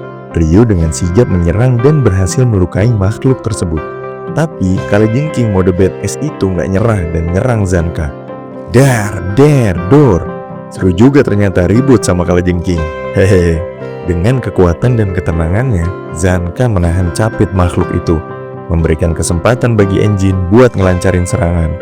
Sayangnya, serangan Engine meleset, dan ia menyerahkan tanggung jawab kepada Rudo. Di sisi lain, seorang supporter sedang mengamati pertarungan dan mencatat tipe baru monster Eberron, yaitu Kalajengking Badass. Rudo dengan kreativitasnya menggunakan sarung tangan Jinkinya buat ngubah sebuah keyboard Logitech yang rusak ketumpahan kopi jadi senjata. Terus dia ngetik pesan, "Subscribe dulu boy," dan menekan tombol enter. Dan duar, tombol keyboard meluncur dengan kecepatan tinggi dan menghancurkan Kalajengking tersebut. Dan seperti biasa, mode fuck you ala Rudo ini menandai kemenangannya melawan Kalajengking. Setelah pertarungan sengit melawan Trash Beast Kalajengking di Gurun Penta, Rudo dan tim The Cleaners melanjutkan perjalanan mereka. Di tengah perjalanan pasir yang luas dan sunyi, mereka merasakan kehadiran seseorang yang misterius. Tiba-tiba muncul seorang wanita misterius yang tampaknya telah menunggu kedatangan mereka. Spoiler nih ya boy, wanita ini dikenal sebagai seseorang yang memiliki kemampuan untuk berpindah antara dunia atas dan bawah. Sebuah kemampuan yang sangat langka dan berharga. Rudo yang sadar dengan kehadiran seseorang langsung berlari mengejarnya, walaupun ada badai pasir yang sangat merepotkan. Akhirnya wanita itu memunculkan dirinya dari balik badai pasir dan bilang kalau dia tahu tujuan mereka datang jauh-jauh ke sini buat nemuin Amo kan. Anggota Cleaners yang lainnya kaget dengan kedatangan seorang wanita itu, karena dari tadi nggak ada tanda-tanda kehadiran orang lain selain Kalajengking. Ryu yang gampang akrab tidak berpikir waspada seperti anggota lainnya. dan langsung menanyakan apakah wanita itu seseorang yang turun dan naik antara surga dan iblis ini secara polosnya. Wanita itu ngejawab benar kalau dialah orang itu, dan dia mengajaknya berbicara di tempat Amo karena daerah itu sangat bau dan buruk untuk paru-paru. Singkatnya, mereka pindah ke tempatnya si Amo ini, tapi setelah Engine membuka maskernya, dia langsung muntah. Hahaha. Di sisi lain, The Vandals sepertinya sedang merencanakan sesuatu dengan mengirimkan Jabberwonger dan salah seorang temannya untuk mengintai The Cleaners yang ada di daerah gurun. Setelah pertemuan misterius di gurun Penta, Rudo dan tim The Cleaners, Engine, Zanka, dan Ryu melanjutkan perjalanan mereka dan tiba di sebuah tempat yang tidak terduga, yaitu rumahnya Teteh Amo. Tempat seorang wanita dengan aura misterius yang telah menunggu kedatangan mereka. Amo menyambut mereka dengan senyuman dan menawarkan keramahan yang mencurigakan. Benar kata pepatah ya boy, Anda sopan, kita curiga.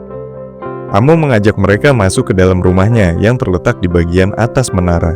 Tempat yang tampak nyaman, namun menyimpan banyak rahasia.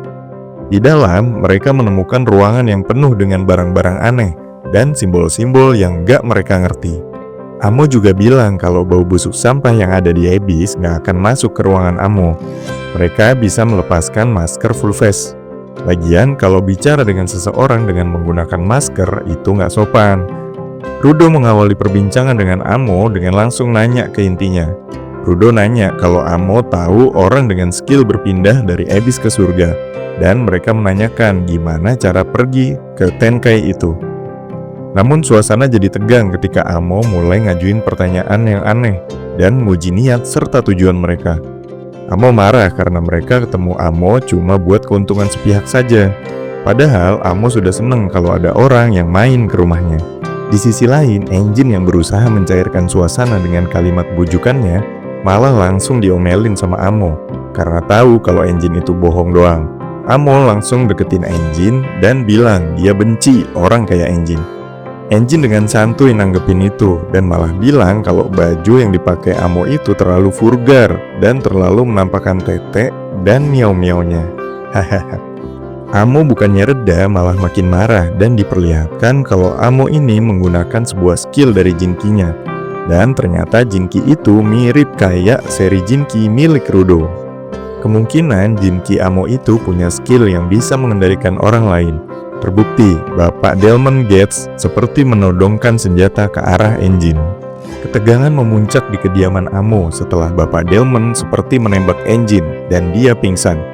Rudo yang sadar melihat ke atas Bapak Delmon dan sadar kalau dia seperti sedang dikendalikan dan dia nggak sadarkan diri. Rudo yang merasa ada sesuatu yang nggak beres mempertanyakan tindakan Amo kepada Engine. Dia menyadari bahwa sepatu Amo memiliki tanda yang sama dengan sarung tangan Jinki miliknya, menimbulkan kecurigaan bahwa Amo mungkin seorang giver. Amo menanggapi dengan tawa misterius. Amo bertanya tentang orang seperti apa yang jadi tipe kalian. Tapi semua orang terdiam tanpa kata. Amo melanjutkan kalau manusia itu suka membicarakan tentang dirinya sendiri, dan bahwa percakapan akan menyenangkan jika semua orang berbicara tentang diri mereka, kecuali mereka yang merusak suasana. Rudo merasa tidak nyaman dengan suasana tersebut. Zanka yang tidak tahan dengan sikap Amo mengungkapkan kemarahannya. Dia menuduh Amo telah menyakiti Engine dan menyatakan bahwa dia akan menghentikan trik-triknya. Namun Amo mulai menangis, menyatakan bahwa kata-kata Zanka menyakitinya. Saat itu Delmon tiba-tiba menyerang Zanka, meskipun mereka adalah rekan satu tim. Untungnya Zanka berhasil menghindari serangan tadi. Delmon yang baru mengenal Amo selama 1 jam menyatakan bahwa Amo adalah alasan dia bertarung, dan dia nggak akan membiarkan siapapun menyakitinya. Bapak Delmon ini mungkin seorang lolicon ya, hahaha. Ketika Delmon sedang naik-naiknya, Tenchi ngasih tahu semua orang kalau ternyata Delmon gak sedang dikendalikan atau dimanipulasi pikirannya. Delmon memang seperti itu karena Tenchi sudah mengenal Delmon ini sejak sangat lama. Amo ngasih tahu alasan kenapa Delmon tiba-tiba nyerang semua orang. Itu adalah karena Delmon seorang fans berat emo sejak lama. Amo ngasih tahu kalau Delmon juga mengkhianati kalian semua dengan mudah. Tiba-tiba, Jinki Great Dumbbell milik Bapak Delmon merespon dan berubah bentuk menjadi besar. Begitu juga dengan tubuhnya yang semakin membesar. Ketika semua orang bersiap bertarung melawan Delmon, Rudo tiba-tiba terdiam dan merasakan ada hal yang aneh.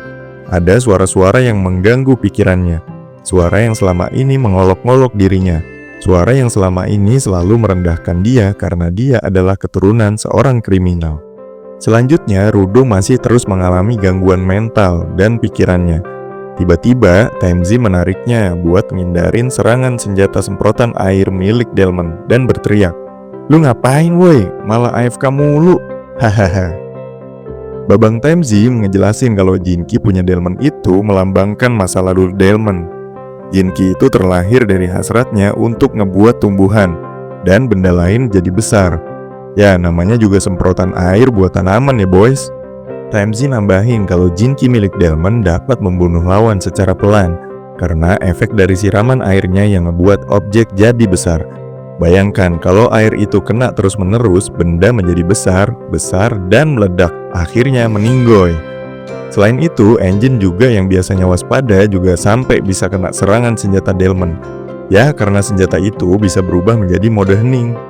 Ryu yang kesel dengan situasi itu maju untuk melawan Delmon sendirian. Tapi ketika Ryu mau buy one sama Delmon, Zanka bilang kalau Ryu nggak bisa lawan Delmon sendirian. Delmon terlalu merepotkan kalau harus buy one. Terus Ryu mikir, tadi Amo bilang kalau sebenarnya ada satu lagi fans dia di antara tim Cleaners. Jadi bukan cuma Delmon doang. Ryu bilang ke Zanka kalau dia nggak bisa mempercayakan punggungnya kepada orang lain.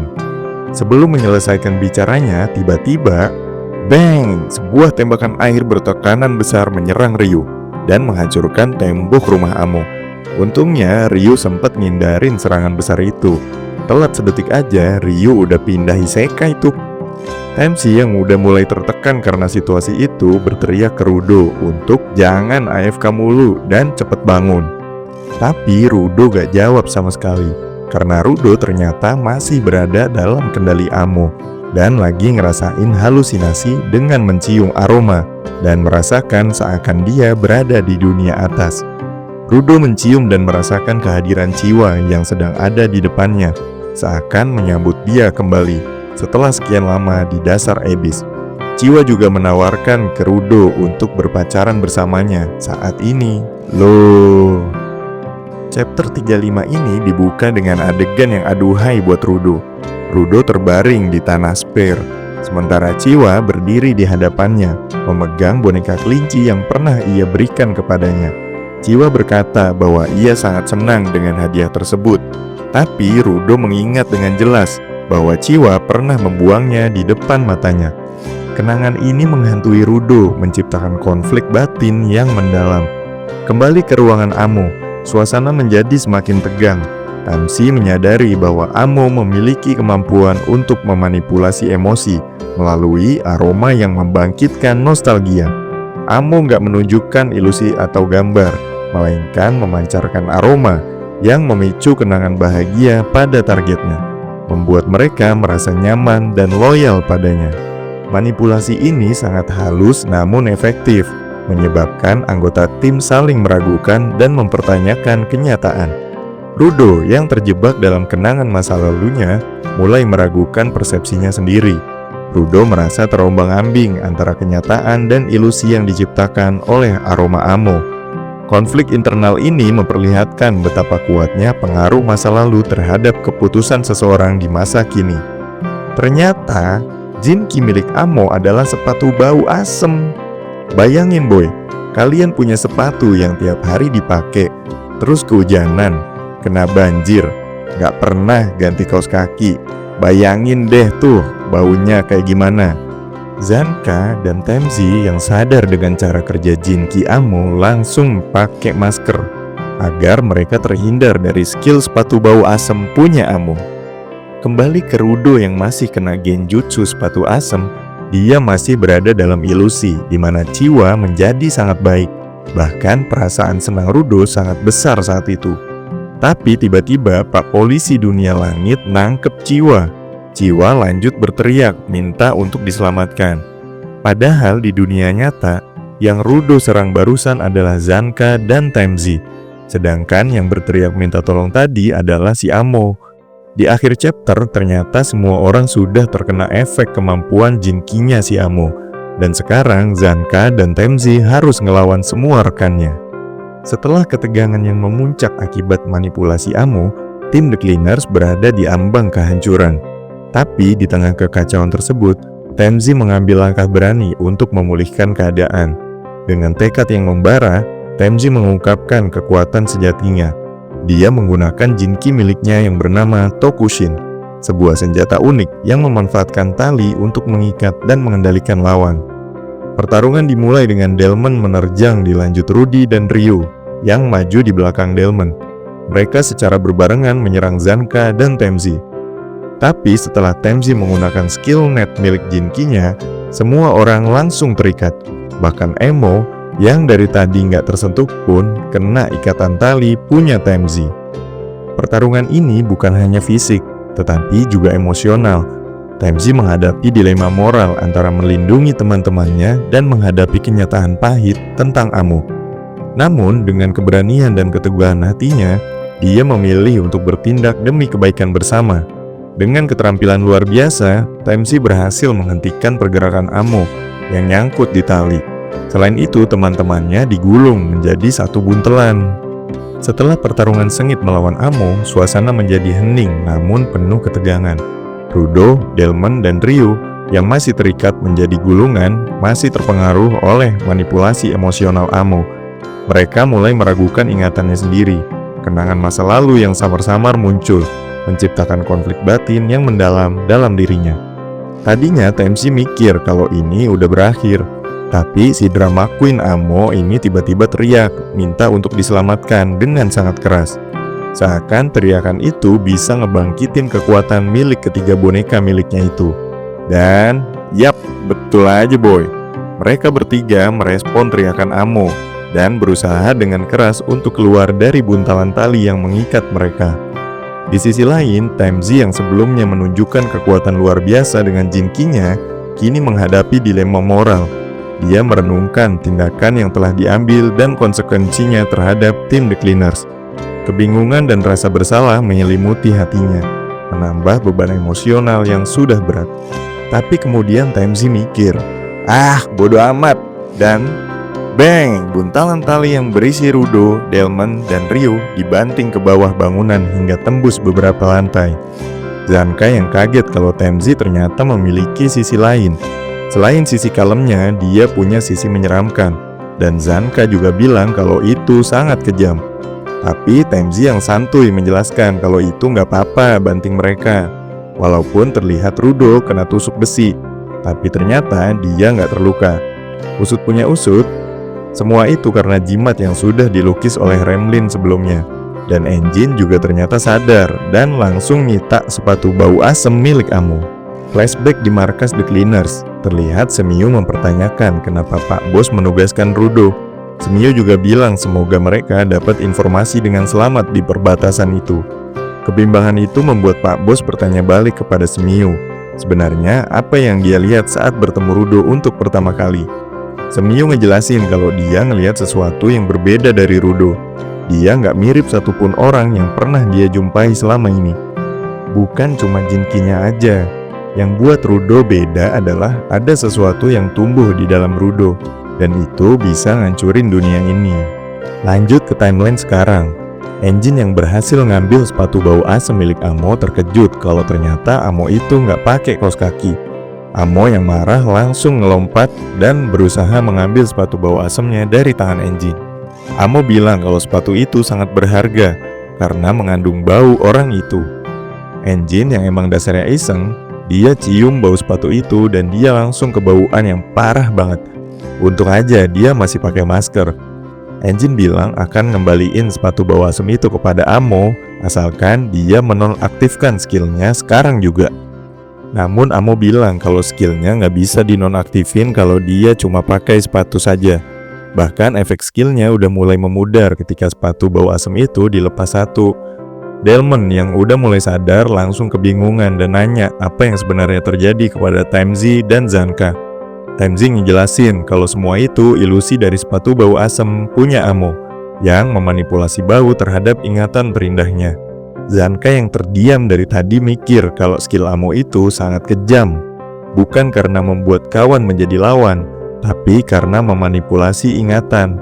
Jika kamu kehilangan seseorang yang berharga bagimu, ingatanmu dari saat-saat bahagia mungkin lebih kuat dari yang lainnya. Bahkan jika mereka berhasil kembali ke realita, ingatan itu akan terbawa.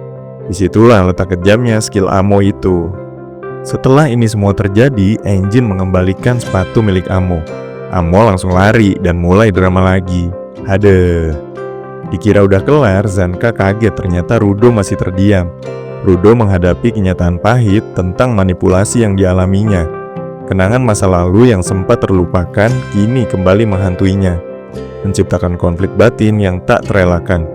Selanjutnya, ketika semua orang mengira Rudo masih dikendalikan Amo, ternyata Rudo mendekati Amo dan langsung mukul Amo tanpa ampun. Baktik, bu.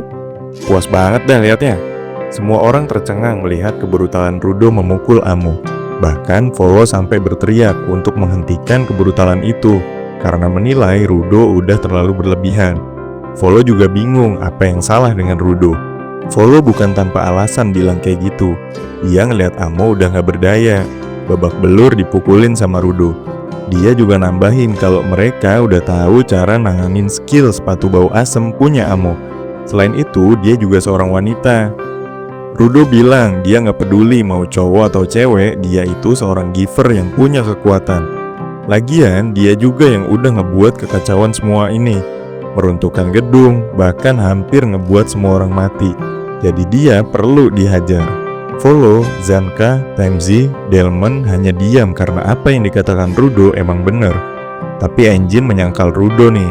Kalau Emo meninggoy, terus informasi yang dibutuhkan, gimana cara nyari taunya? Rudo langsung diam bego kayak bingung. Lah iya ya. Singkat cerita, Rudo diajak nongkrong berdua sama Engine di sebuah tempat. Awalnya mereka cuma terdiam. Rudo yang bingung itu nanya ke Engine sebenarnya mau ngapain sih kesini. Engine yang udah paham cuma bilang, tanpa dia harus bicara, semua orang pasti sudah terkendali sekarang ini.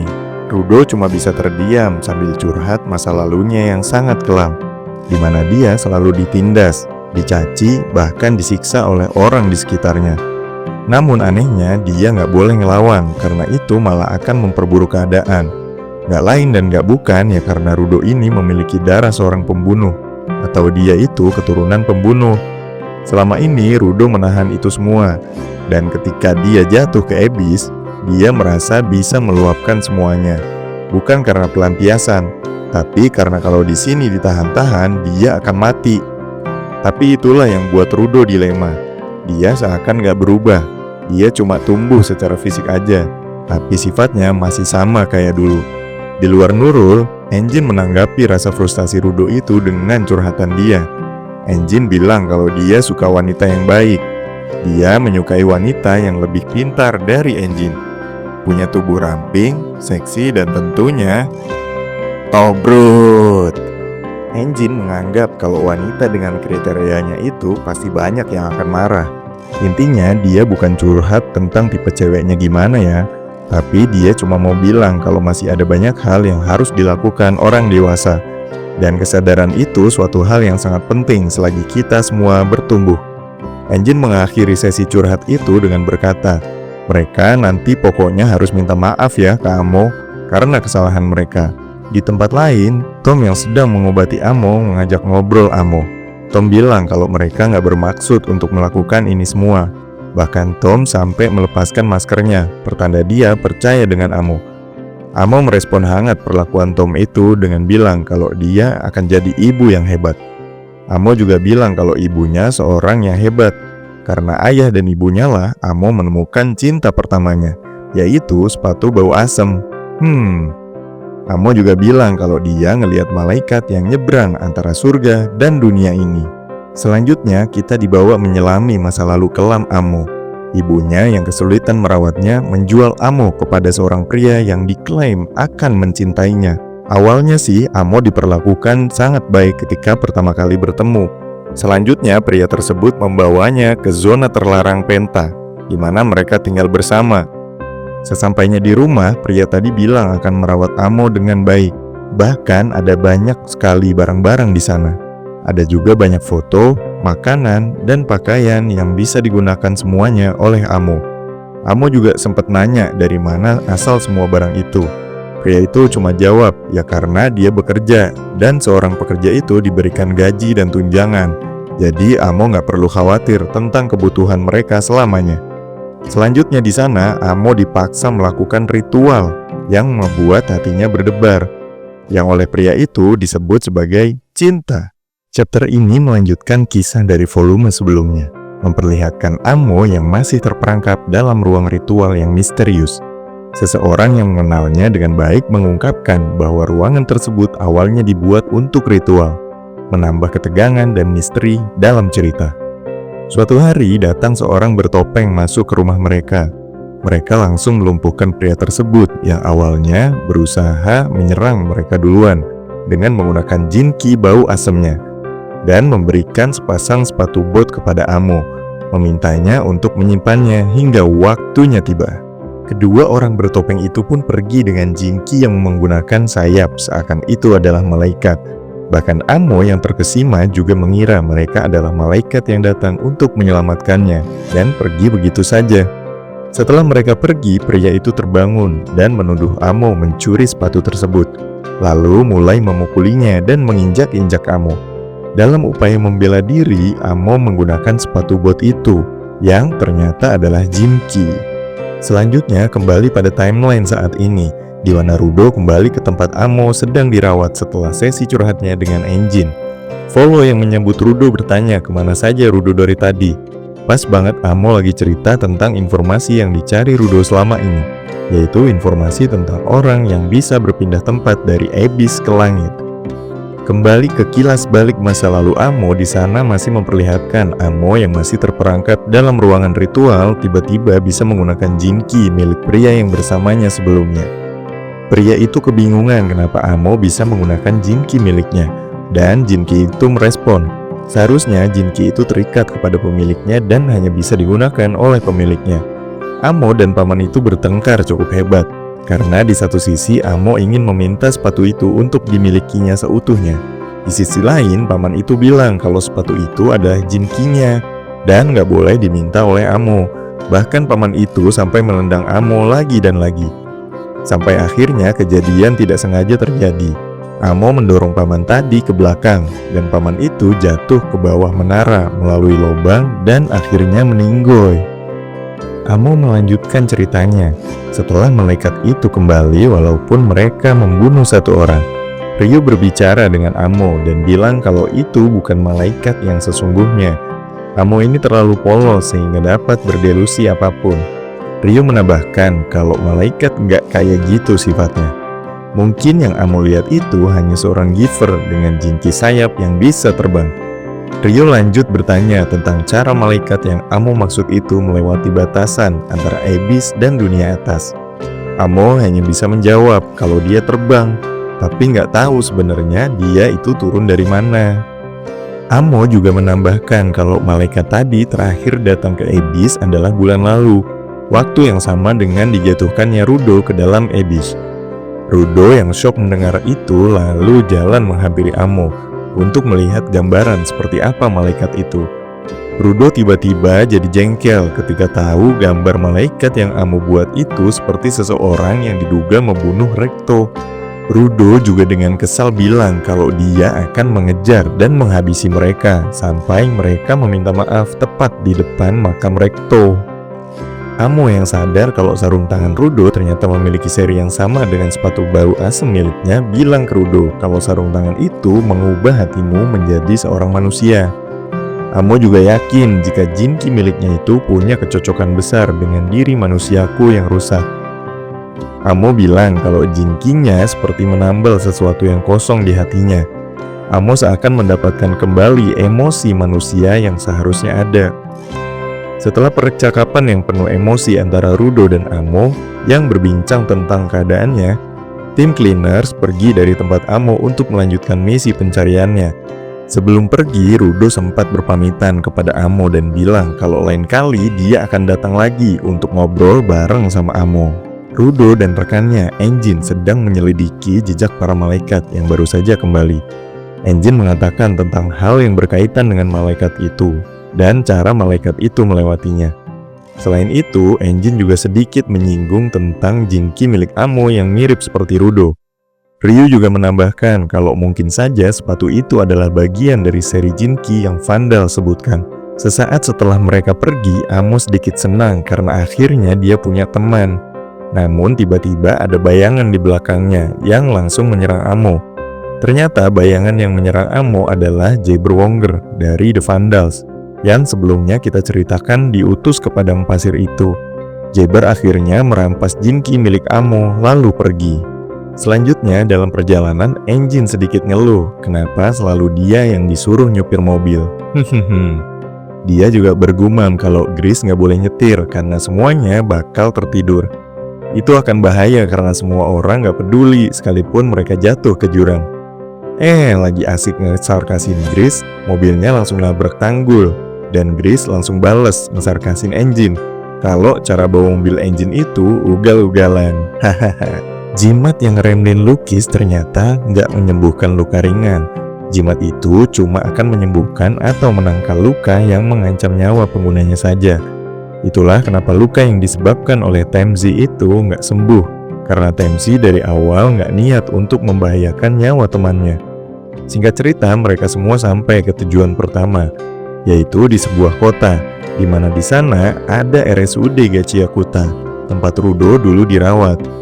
Saat Rudo, Engine, dan tim cleaners lainnya sampai di tempat praktek dokter tua itu, ternyata dia sedang ada pasien. Setelah menangani pasien itu dengan sangat brutal, Engine menjelaskan siapa sebenarnya nenek tua dokter itu.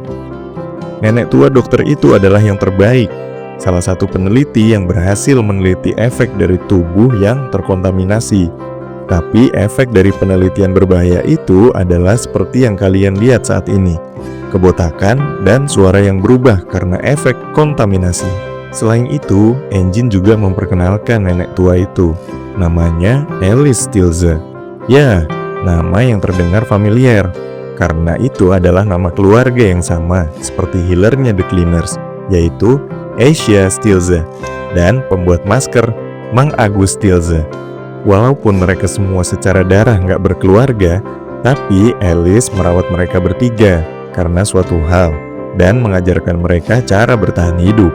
Bahkan mengajarkan Asia dan Mang Agus tentang teknik perawatan. Setelahnya Mang Agus dan Asia pulang duluan, meninggalkan tim Engine di situ. Namun sebelum pulang, Mang Agus berpesan kalau mereka harus hati-hati karena sebentar lagi akan ada hujan sampah yang datang. Mereka semua harus berlindung di suatu tempat. Engine sedikit menjelaskan kalau sesuatu yang dibuang dari dunia atas itu seperti memiliki perbatasan. Dan celah antara perbatasan itu bergerak terus-menerus.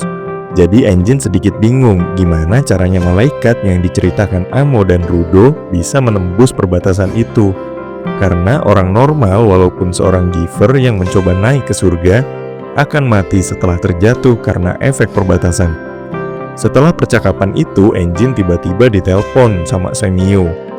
Gak seperti biasanya, kali ini Semio menelpon Engine dengan nada yang panik. Semio menanyakan posisi Engine dan tim saat ini, dan bilang kalau nanti pulang ke markas The Cleaners mungkin harus lewat belakang. Karena saat ini markas utama The Cleaners sedang diserang oleh segerombolan orang yang gak dikenal. Selanjutnya, Engine yang dapat kabar dari Semio langsung melaksanakan tugasnya. Engine datang menuju pintu belakang yang dimaksud. Boom! Tiba-tiba sebuah RPG melesat menghantam markas utama The Cleaners. Serangan itu ternyata didalangi oleh segerombolan hama yang menyebut dirinya perampok. Para perampok itu ternyata menyerang markas The Cleaners untuk menangkap orang langit, atau Rudo ya boys. Sebuah ledakan dari RPG itu menjadi tanda kalau perampok itu serius dengan niatnya. Tapi tiba-tiba Semio berbicara melalui toa yang ada. Semio sedikit sarkas kalau ternyata hama juga tahu caranya bernegosiasi ya. Dan lagi, serangan RPG yang tadi jadi gertakan oleh pimpinan perampok itu ternyata nggak berefek apapun kepada bangunan utama markas The Cleaners. Bahkan para penyusup yang sudah ditugaskan untuk menyusup ke dalam Semuanya gagal total karena nggak bisa nemuin celah pada markas itu. Usut punya usut boys, itu semua karena skill milik Shikage, salah satu anggota The Cleaners dan termasuk tim Akuta di bawah komando Engine. Sepertinya sistem pertahanan markas The Cleaners itu mutlak ya boy. Siapapun nggak bisa masuk atau melakukan apapun tanpa diberi izin. Jadi itu yang membuat serangan dan penyusupan perampok itu gagal total. Selanjutnya, Semiyu dengan santuy keluar markas buat nemuin para perampok itu. Dan dengan santuy dia bilang kalau hari ini markas The Cleaners sedang nggak nerima tamu dan saatnya untuk membersihkan hama. Bos perampok itu langsung nyerang Semiyu dengan RPG-nya. Tapi dengan mudah Semiyu menangkis dan membalikan serangan RPG itu kepada pimpinan perampok itu. Selanjutnya, giliran pasukan perampok yang punya skill giver nih. Mereka nyerang Semiyu secara bersamaan dengan senjata mereka yang merupakan jinkinya. Tapi itu ternyata terlalu mudah untuk Semiyu mengalahkan mereka semua, bahkan tanpa harus menggunakan skill jinkinya. Setelah mengalahkan semua hama yang dimaksud, Semiyu lanjut interogasi mereka dan nanyain gimana cara mereka dapat informasi kalau ada orang langit di markas The Cleaners. Saat sedang melakukan interogasi dadakan itu, tiba-tiba datang seorang misterius dengan hawa yang sangat mengerikan. Di sebuah kafe terlihat hampir seluruh tim Akuta The Cleaners ngumpul buat pesta dan minum-minum. Bapak pemilik kafe sebenarnya agak risih karena penampilan mereka. Bapak itu ngeliat Engine dengan tato yang menjijikan. Zanka walaupun terlihat modis tapi tetap menjijikan. Ryu walaupun kelihatannya manis tapi matanya kelihatan menjijikan. Dan Rudo yang tatapannya bahkan sangat menjijikan dan membuat bapak kafe itu ketakutan. Ya, tapi walau gimana pun mereka ini sangat berjasa karena udah ngelindungin Abyss dari serangan monster Aberrant. Berkat jasa mereka itu juga semua orang seenggaknya dapat hidup sampai saat ini. Selanjutnya Engine ngejelasin kalau serangan ke markas utama The Cleaners itu bukan pertama kalinya. Dan ketika hal itu terjadi, pasti Semiyu dengan badass membersihkan hama itu sendirian. Sebenarnya Semiyu itu kuat, tapi dia bukan tipe giver petarung. Semiyu lebih suka jadi orang kantoran kayak gini. Dia lebih nyaman jadi resepsionis santuy aja. Tiba-tiba pintu kebuka dengan keras dan terlihat ada 3 orang yang masuk dengan heboh.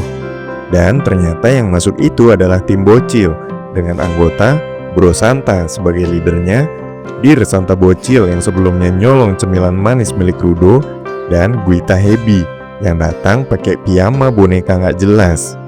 Selanjutnya Engine ngejelasin kalau hama yang nyerang markas utama The Cleaners kemarin dapat informasi terkait Rudo secara gratis dari seseorang yang nggak dikenalnya di sebuah bar. Bos bandit yang diinterogasi itu mengatakan kalau orang yang nggak dikenal itu tiba-tiba mendatanginya dan memberikan informasi itu ketika sedang nongkrong. Setelah bermain dengan Guita dan ceramah singkat oleh Engine, Rudo memilih untuk duduk menjauh agar lebih tenang. Ketika sedang duduk, tiba-tiba ada seseorang yang bertanya, kenapa ada seseorang yang mengejar Rudo? Rudo cuma jawab dia nggak tahu. Mungkin dia sedang dicari oleh seseorang pencuri atau yang biasa dikenal Vandals. Orang itu juga menyarankan agar Rudo lebih waspada lagi karena pemimpin Vandals sekarang udah ganti. Jadi mereka sekarang akan mendapatkan apapun yang mereka cari bagaimanapun caranya. Dan kelihatannya mereka ini berubah jadi kelompok yang kejam. Rudo harus lebih waspada lagi atau dia akan tertangkap dengan mudah. Orang itu melanjutkan dengan pernyataan, dia tahu apa yang mereka cari dan menunjukkan sepatu bau asem milik Amo. Rudo terdiam dan kaget. Ternyata orang yang dari tadi ngobrol sama dia adalah pemimpin Vandals, Zodil Tipon. Selanjutnya tampak Rudo yang masih kaget karena tahu ternyata orang itu adalah pimpinan Vandals. Zodil lanjut ngomong kalau perkiraan cuaca nggak pernah salah. Mereka seakan membiarkan kami bersiap buat badai yang memecahkan rekor sejarah. Zodil langsung memegang leher Rudo. Namun seketika seluruh tim Cleaners yang ada di ruangan itu maju buat nyerang Zodil dan nyelamatin Rudo. Sebelum serangan itu kena Zodil, tiba-tiba mereka semua kesedot melalui lubang hitam. Semua orang yang di dekat lubang itu tersedot dan berpindah ke sebuah tempat mirip sebuah got yang dipenuhi dengan lubang-lubang pembuangan. Rudo yang tadi sempat sadar kalau Zodil ngambil sepatu milik Amo sekarang jadi sangat marah. Tapi tiba-tiba di depan mereka udah datang tim Vandals yang dipimpin Zodil yang siap buat nyerang mereka. Ya, jadi di chapter ini kita dikasih tahu akan ada pertempuran yang sengit antara Vandals versus Cleaners. Selanjutnya mereka udah siap buat berhadapan satu sama lain. Dengan kondisi got yang sunyi dan bau menambah ketegangan suasana pertemuan mereka. Rudo berteriak, "Di mana Amo? Apa yang mereka lakukan kepada Amo?" Engine dengan santuy bilang kalau dia tahu tujuan Vandals itu buat bawa Rudo pergi. Tapi kali ini Rudo nggak datang sendirian. Dia datang dengan tambahan tim, walaupun nggak lengkap. Jadi apa yang mau kalian lakukan? Apa yang akan kalian mainkan kali ini? Tanya Engine dengan kesal ke Zodil. Tiba-tiba Zodil menggunakan skillnya untuk mengeluarkan banjir lumpur sampah yang keluar dari lubang-lubang yang ada dalam got itu. Engine bilang banjir lumpur sampah ini nggak bahaya, tapi kalau kalian banyak bergerak, kalian cuma bisa ikut hanyut saja dan berpegangan dengan sesuatu. Zanka yang hanya berpegangan pada tongkatnya makin bingung karena hanyutan lumpur itu menuju kedua percabangan lubang, satu ke kanan, satu ke kiri. Zanka akhirnya terpisah dengan Engine. Selanjutnya di sisi lain, Rudo berhasil ditangkap oleh Zodil lalu dijatuhkan lagi. Rudo yang marah itu bertanya kepada Zodil kemana dia membawa teman-temannya. Zodil cuma jawab kalau Rudo nggak perlu tahu kemana mereka akan pergi. Zodil juga lanjut ngomong kalau dia sebenarnya nggak suka buang-buang barang dan lanjutin perkataan itu dengan ngebuka 4 lubang hitam gotnya buat ngebawa Vandals lain untuk bertarung satu lawan satu dengan anggota Cleaners yang entah ada di mana. Jabber yang mukanya emang nyebelin sempat bilang sebelum masuk ke lubang hitam itu, kalau dia dan Vandals lain akan bermain dengan rekan-rekan The Cleaners dulu. Jadi Rudo tolong akrablah dengan bos Vandals selagi mereka bermain. Bermain di sini maksudnya berantem ya boy. Sesaat setelah keempat Vandals itu pergi, sekarang tersisalah Rudo dan Zodil.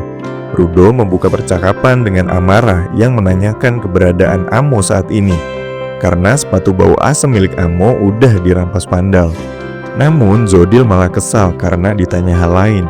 Zodil di sini secara resmi mengulangi perkenalan mereka dan memperkenalkan dirinya sebagai Zodil Typhoon dan mengajak Rudo untuk bergabung dengannya untuk menghancurkan surga. Sebenarnya yang Zodil maksud menghancurkan surga itu bukan tentang menjatuhkan surga ke Abyss, tapi menghancurkan target dari amarah Rudo. Jadi sebenarnya pertanyaan Zodil ini sangat cerdas boys. Dia langsung nyerang ke inti kebencian yang Rudo punya. Buat ngingetin ya boys, Rudo ini tujuan utamanya itu membalas dendam kepada orang bertopeng yang udah ngebunuh Recto.